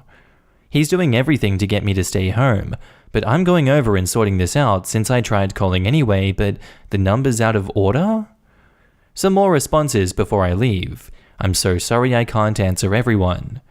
My parents are from the Caribbean, and he's very American, but he and his family have never been racist or anything before. They are actually much more well off than me, and my gifts are never expensive, since I pay for them on my own, which is why I am now very suspicious of them behaving this way. The reason that only the dad texted me is because his parents aren't super tech-savvy and share a simple phone that he picked out for them. I know there's a bit of an age gap, but I pursued the relationship myself because he asked me out casually at work as a frequent customer, and I accepted. Ooh, buddy. He's hiding a doozy of a lie, and you are very close to unraveling it. Trust your instincts and talk to his parents directly. Do not let him convince you that you are crazy and need to do things his way. Am I the asshole for locking our bedroom from the inside after my husband locked me in from the outside? So our bedroom has two locks. The regular key lock on both sides, and a barrel bolt inside only. We had an unexpected and unwelcome late-night guest, my husband's friend. I wanted to kick him out, but my husband said he needed to speak to him for 5 minutes about something important. I told him to take him elsewhere and not inside the house. He kept insisting that it would be just 5 minutes and asked me to wait in our room. I said no, and I was going to go and ask the friend to leave, but my husband ended up locking me inside of our bedroom. I was really angry, and I told him to let me out, but he left after telling me he would only be 5 minutes. He never came back after 5 minutes, and I was getting angrier every second. Over an hour later, I decided to just go to sleep and I locked the door with a barrel bolt. I fell asleep before he came back, and when he did, he was knocking and telling me to open the door. I did wake up, but I ignored him. He knows I'm a light sleeper, and so in the morning we had a fight over it, and he was angry since I ruined his usual routine, as he had to wait over 2 hours for me to wake up and unlock the door to get his things. Am I the asshole? I might be the asshole, as I locked our bedroom door from the inside, which meant that he had to sleep in the guest bedroom and didn't have access to his clothes, etc., as I wake up later than him, which ruined his usual routine. Not the asshole. Boo-hoo, you ruined his routine? He locked you inside a room for an hour with no explanation. Who the F disrespects their partner and takes away their bodily autonomy like that? He is literally treating you like a child who needs to be punished. OP, I'm sorry that happened to you. It sounds like a terrible experience. He locked you in your bedroom in order to talk to his friend. What kind of discussion requires locking your spouse away in a room in the middle of the night? There is some shady crap going on here. You would do well to determine what your husband is into. Not the asshole, but what do they talk about? And why were you so profoundly against the friend coming in for a quick chat? OP replies, that friend bullied my best friend into an abortion, which has destroyed and devastated her. And your husband is still friends with someone like that? Reproductive coercion is serious crap. I would not be friends with anyone who had done it. Your husband is someone who tolerates abusive behavior and has shown the potential to be abusive himself. I'd start seriously considering divorce if I were you. OP, this whole situation sounds really dysfunctional. Are you happy with your partner?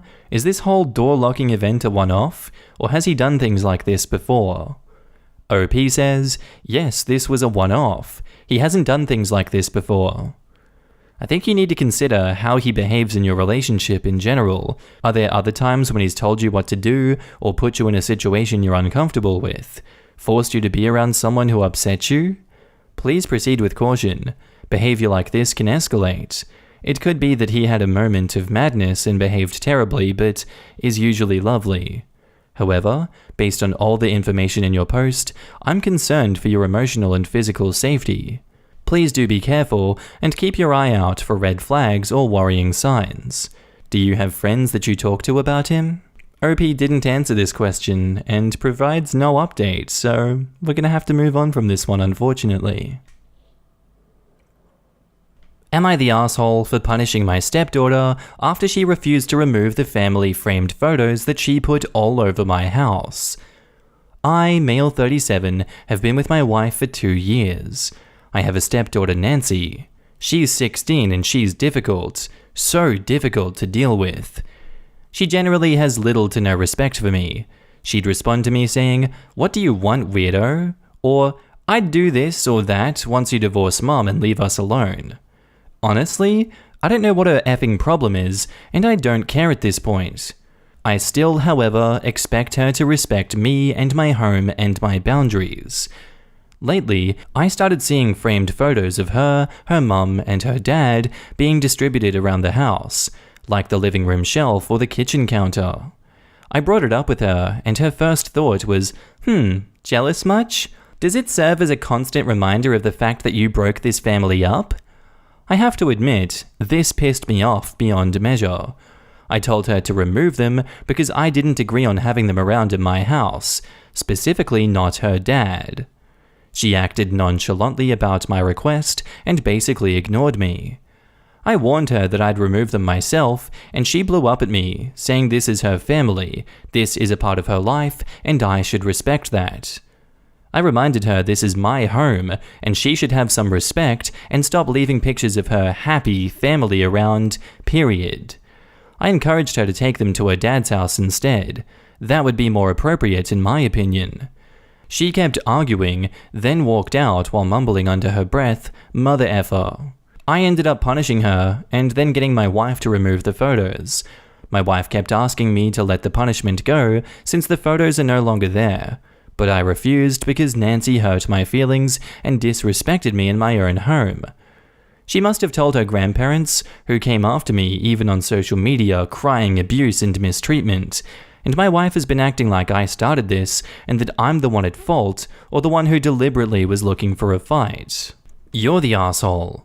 Honestly, I don't know what her freaking problem is, and at this point I don't care. You're the adult, and you clearly don't want a relationship with your stepdaughter. Don't marry someone with a kid if this is your attitude. My house, my home? So does Nancy not live here? Or... My wife kept asking me to let the punishment go since the photos are no longer there, but I refused because Nancy hurt my feelings and disrespected me in my own home. Again, my home. It's clear from your language that you see Nancy as an irritation and not a part of your life. Also, she hurt your feelings? Boo stinkin' who? Her whole life has been uprooted this last 2 years. Info. Did you have an affair with your wife while she was in a relationship with the kid's father? OP says, no. Only started dating months after the divorce. That's all. So, you may not read this, but I'd like to help. I work in mental health with kids and primarily teenagers. This is how she is saying she is upset. Her problem is that in a short amount of time, everything in her life changed. Basically, to her, her family was ruined. She loves her mum and dad too much to express that anger out on them, but you are the most visible change. I'm betting the worst part for her is the pretending it's okay. She's just supposed to be okay with this new guy and new life that she didn't pick when she was just figuring out how life works in general. So of course she's gonna poke you. It's teenagers. But you are falling perfectly into the trap. It's working well. Even the way you speak of her is full of disdain and without an ounce of compassion. I understand teenagers and how they get frustrated. I really do. I've weathered quite a few physical attacks, but getting angry and offended clouds your judgment. Let's really look at what you should have and still can do. Offer the pictures back. Who does it hurt? Your ego cannot be so small that seeing your wife's ex is that huge of a deal. It's a photo. Take her power away and offer them back. Offer different frames if it's not working with the decor. Almost no one cares about photos, and it is so temporary. Make her feel like she won that. Tell her you overreacted because you felt she did it out of disrespect, and she will probably come back with some quip. F you didn't respect my parents' marriage, etc., etc. That's okay. You didn't even hear her say that, and you keep going. Tell her it must really suck, and after this, you can see that she is closer to an adult than a child, and she obviously has a great dad. You have no interest in being a father toward her, but it would be cool to be friends. Let mum and dad punish. She's not a child to you, and she isn't going to listen. Plus, you are disrespectful towards her. Your post just oozes disdain. People pick up on that. And here is where I'll be downvoted. You're the asshole. You were treating a child like an adult and then getting mad. With kids, there is no flipping out about things. You gotta relax and can't command respect until you've given it first. Am I the asshole for refusing to pay for my husband and his family's meals at the restaurant? To begin, my husband and I don't share finances. It's been like this for the 3 years of our marriage, and so far, we've been doing well. Though he would sometimes try to get me to pay for him, but I do it only when I want to do a nice thing for him. Say, invite him to a restaurant. This past week, he got a bonus at work. He was overjoyed and he informed his entire family and planned for them to go out and celebrate with us. He picked the restaurants, meals, drinks, etc. I naturally thought that he was going to pay for all of that since it's his happy celebration. But it turns out that I was wrong because when it was time to pay the bill, he told me to take care of it. So I said why? It's his celebration, not mine. But he insisted that I pay and he'll explain later.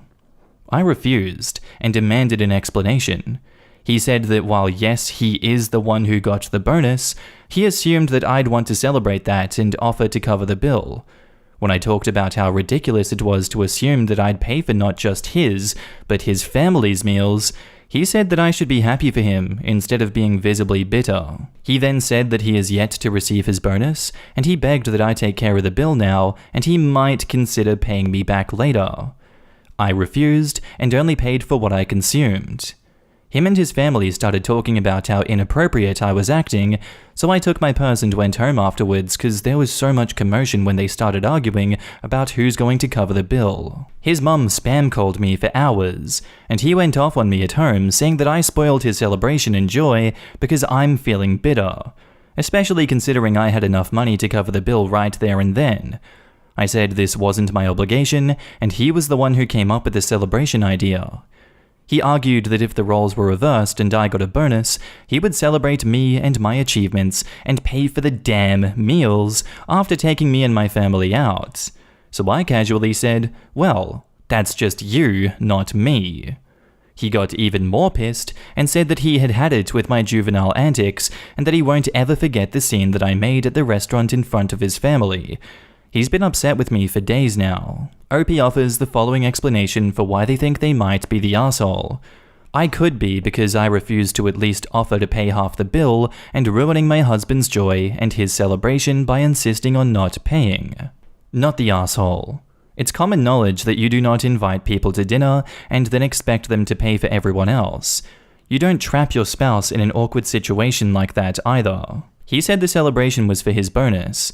He invited everyone to eat out, Both of these, especially combined, imply that he is going to pay. He purposely set you up and then got his family in on it. He's using you, to the point where I would argue that this is financial abuse, especially since he's done things like this before. I would take a careful look at this relationship and see if it's going to work. I would insist on couples counseling if I were you. Counseling, at the very least. Not the asshole. You guys have separate finances. He didn't ask you beforehand. This was wildly tacky and presumptuous of him. The "maybe I'll pay you back" really sealed it for me. What a tool. And OP replies, "That's exactly how I felt then. He might see it as pettiness or jealousy, but I swear it's not like that at all. I think you two have bigger issues that should have been dealt with before you got married, but not the asshole. If he got a bonus, why couldn't he pay? Especially since y'all have the rule where y'all pay for yourselves already. He just didn't want to spend the extra money on a celebration that he planned. Like, damn, dude. If you don't want to pay, don't plan a celebration dinner. Do you guys live together? How is the money split for household issues? Info." OP replies, "Household money is agreed upon, though he gets hung up on stuff that costs under $50 and says that I'm indebted to him, or when the internet payment is up and I ask him to pay, and then I would pay him back when I have the money. I thought these are small everyday arguments that are normal to have, but lately, it's been getting worse, to be honest." Not the asshole. Who the F does he think he is? OP replies, "I'm not sure why he didn't at least tell me. Otherwise, we would have reached an agreement. But he's upfront with me for what I did and said that this was an indicator of how little trust I have in him and his word when he said he might consider paying me back later." Consider paying you back? Well, that's magnanimous of him, isn't it? What are you supposed to trust about someone who says, "You hand over your money now, and I might think about refunding you later"? My god, he is incredibly annoying. And now on to the update. So we just got into an argument. I showed him what I posted, and he lost it on me. I accept my judgment, but he won't. He said, and I quote, "These people have no idea," and said that I should have mentioned that I make more money than him, which is really not that much and I don't think it justifies it. And that he had paid the bill for me in the past when I forgot my wallet, but I did pay him back, so I don't know. He's pretty pissed right now though. He basically kept laughing sarcastically when reading some of the comments. He just walked out of the kitchen to take a phone call and said he'll be back. I'm still here with the dog waiting to see how this goes. I'll update you if there's any new info. Am I the asshole for ignoring my dad and hiding at my grandma's? So my mum died from cancer. My dad got remarried to another person and ended up having more kids. It was really hard on me, but I tried, and am still trying to be supportive, because I guess he can replace his wife because people do that all the time, but I can't replace my mum. I'm not going to lie, it was very difficult to see her in my mum's bed and using the cups that my mum drank from, etc., even though it's been a few years. It hurts my feelings when she participates in traditions my mum had with us because I personally don't think she has a right, but I also don't like celebrating any of her traditions and going to see her family, which I guess makes it hard. I don't say anything about these things because what's the point?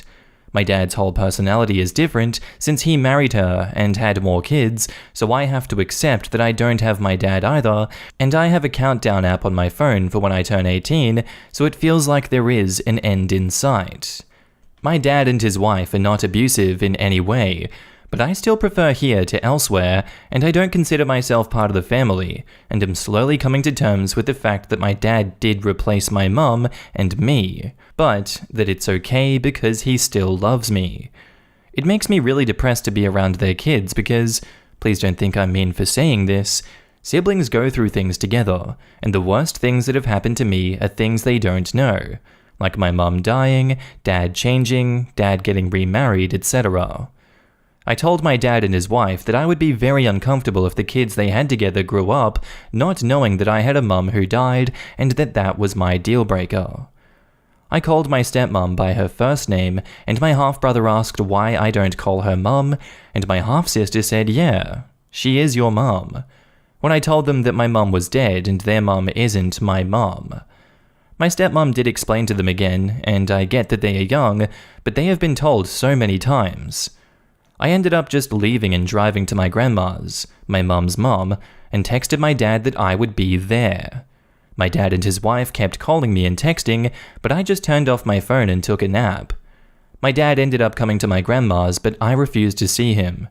My stepmom stopped by today too. So now I would like to know if I am being an asshole. I would like to tell my dad that he failed as a dad and as a husband because he is still my dad and will always be my mum's husband, and to tell my stepmom that her presence makes me depressed. But that would make me an asshole. OPs offered the following explanation for why they think they might be the asshole. I am hiding and it makes me feel like an asshole because it is immature. Not the asshole. You should consider seeing a grief counselor or group. You are still grieving and you cannot see forward yet in life. Your father is coping and moving forward, but you haven't yet. Hopefully you can explain it to them, but you seem to need time to process all the changes. Sorry for your loss. OP replies, I'm in therapy. I just wish my dad cared about being my dad still, if that makes sense, because obviously he does and stuff, but like, have you asked your dad to spend one-on-one time with you? You should ask him. OP says, he should just want to. Once I ask, it's obvious he's going to because I asked. Look, I bet he does want to, but he also has his hands full with his little kids and a wife. If he knew that you wanted to spend one-on-one time with him, I think he'd make it a priority. I know you don't love the choices and changes he's made, but you are being too hard on him and yourself. Spend some time, just the two of you, and don't be afraid to tell him all of these feelings that you are having. And OP replies, yeah, I'm sure all his time is taken up with his other kids and wife and job. It's a lot. I can't blame him for forgetting about me. Your question is, am I the asshole if I tell my dad how I feel? You should tell your dad how you feel. Neither of you is the asshole. You are both just dealing with and healing from your grief differently. Talk to him. He does love you and wants to know how you feel, even if you don't agree with his choices. He would rather know how you feel than lose you forever. Why do you think he came to your grandma's? You're the asshole. Reading all of your replies, you are a bitter child and the therapy is not helping you. Your stepmom and your father can't win with you regardless of anything they try, and you've openly said this. You want your stepmom to admit she only has her family because your mum died. Kid, she knows this already. I get that you're hurting, but you're an asshole. You also can't be angry your dad hasn't asked to come sit in a therapy session with you when you've never asked him to because you know he'll say yes and come with you? Like, what? Thank you for saying that. Grief is hard, but she is making no effort, and all she does in the comments is saying her dad is choosing stepmom and kids over her, that he loves them more, that the stepmom stole her dad and profited off a broken family, that their kids are loud brats. That's just a big no. You're the asshole. No assholes here, or maybe just a little understandable, you're the asshole. I see nothing your dad or step have done to be the asshole. Siblings do not share all experiences and pain, even sharing two parents, so don't write off all the littles. You have been dealt a tough hand, but it seems like they care for you. Therapy? Look at things from others' perspectives a bit. Am I the asshole for asking my wife to take care of our newborn during the night hours while she is on maternity leave? So my wife works at a company that gives 16 weeks of paid maternity leave. I only ask her that during that 16-week time period that she take care of the baby during the midnight hours while I sleep, since I have to work from Monday to Friday.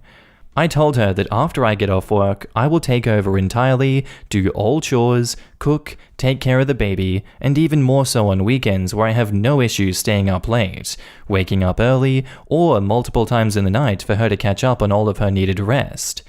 I also know that some nights, even if I'm working, I will stay up with the baby.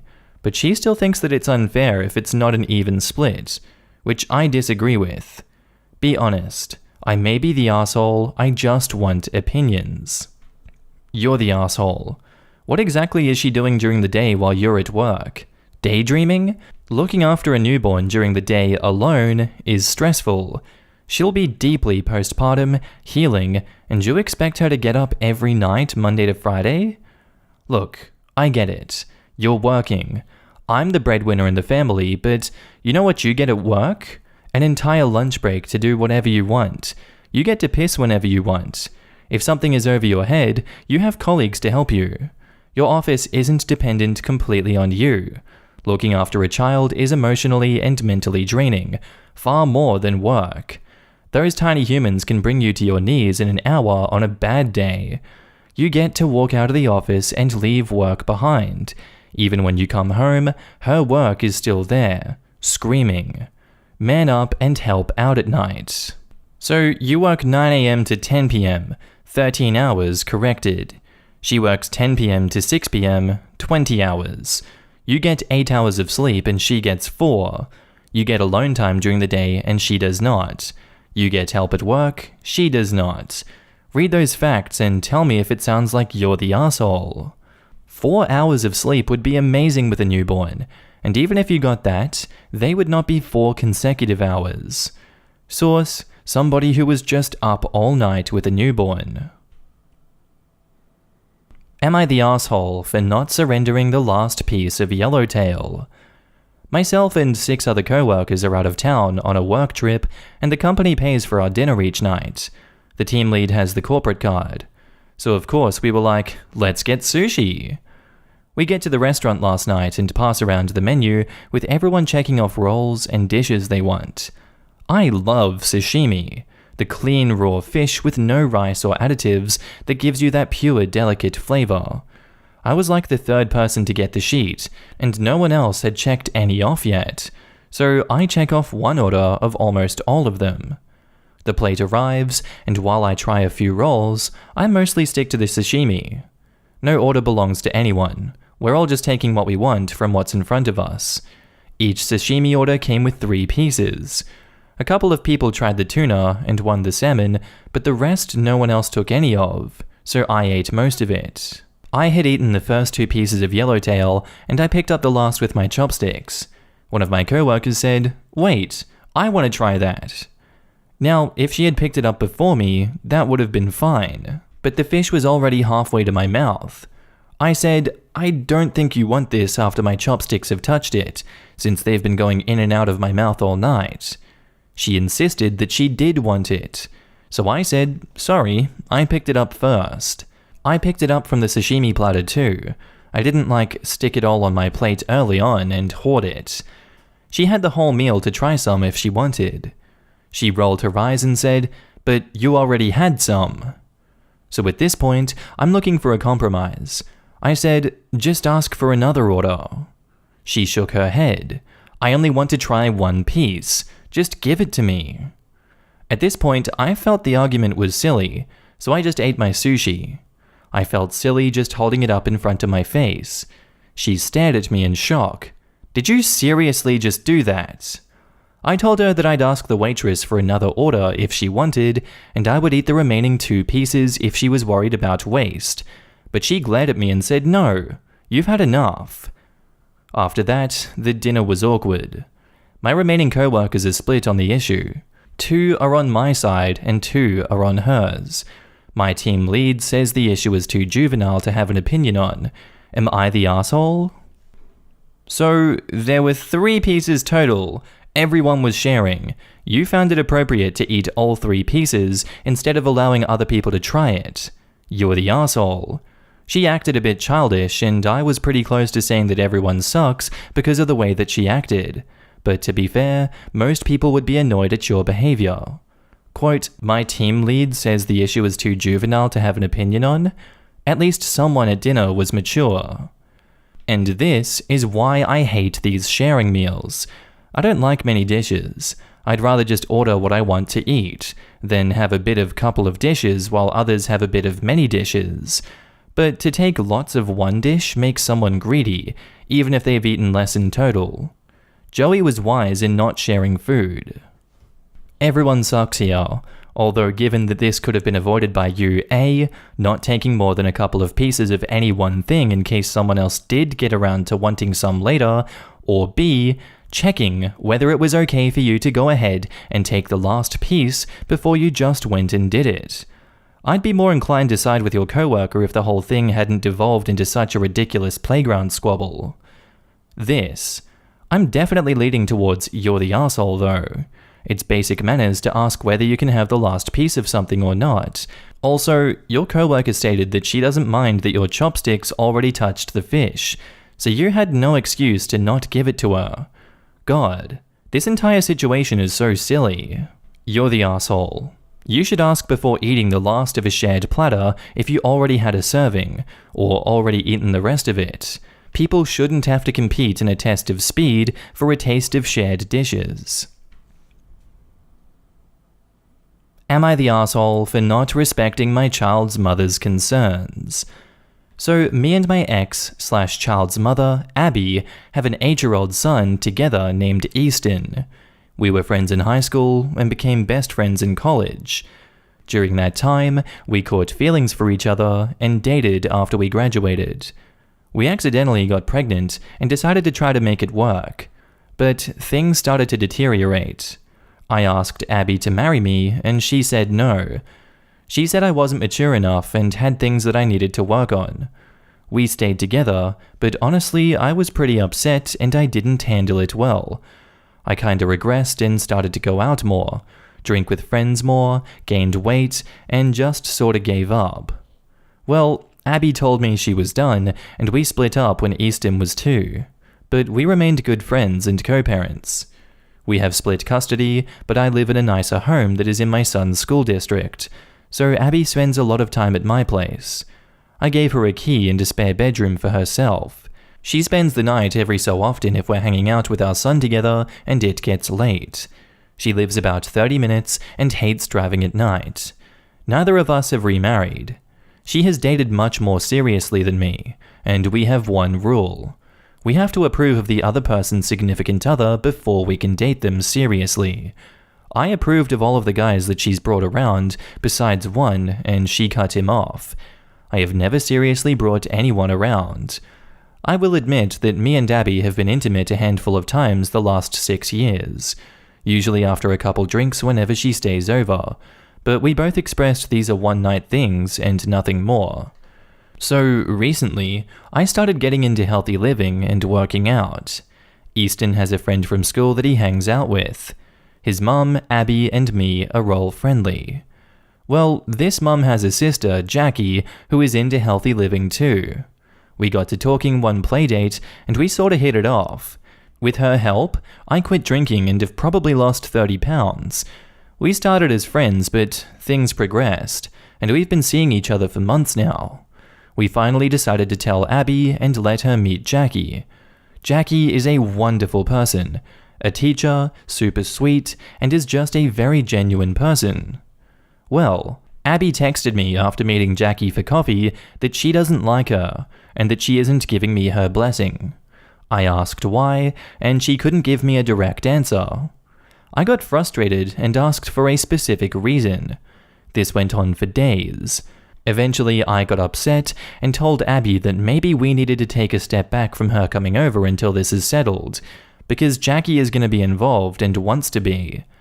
Abby said that she was looking out for me and that a woman knows. I told her that she isn't some mind reader, and unless she thinks that our son is in danger, that I'm going to go ahead with the relationship. She's been freaking out lately and way out of character. She's called me an asshole to my friends and family.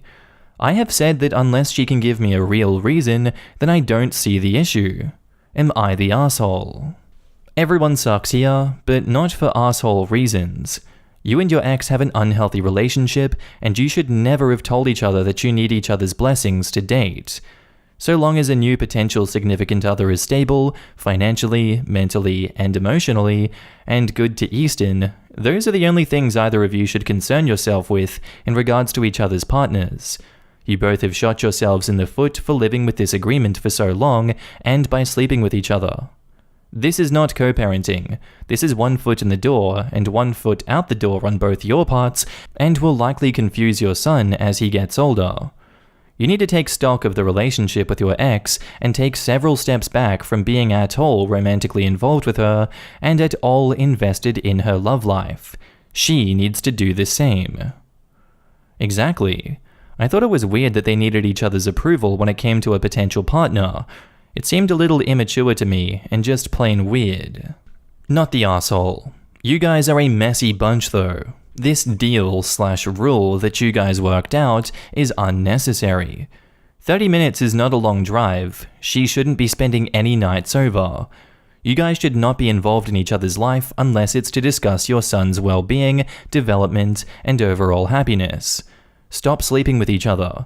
Neither of you will ever move on if you don't stop because you always have a backup. She definitely has feelings for you because you guys don't separate your lives.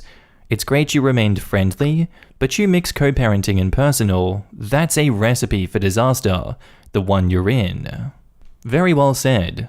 This sounds like a nice relationship/marriage to me. Hey, I can see my kid whenever I want, sleep with his dad every now and again, still have my own space, and he's doing all the things that I needed when we were official. Boundaries, my dude, or your next problem is going to be Jackie's reaction to her being a little too chummy. You really buried the lead there. The fact that you occasionally shag your ex-wife, and you are shocked, repeat, shocked, that she is cock-blocking someone who you see as a potential serious mate. Even if she doesn't want you back seriously, jealousy isn't always rational. Almost never, actually. I would make sure everything in your custody agreement is locked down as tightly as possible, in case she tries to cause more pointed trouble. It was charmingly naive that you thought you could continue to sleep with someone who you gave a veto on your dating life and didn't anticipate any problems. What could possibly go wrong? I'm gonna go no assholes here. You should date whomever you like, and she has a natural right to be jealous when an ex who she sleeps with starts to date other women seriously and wanting to integrate them into her family. These are all natural, normal feelings. You really need to stop sleeping with her, regardless of how this plays out, however.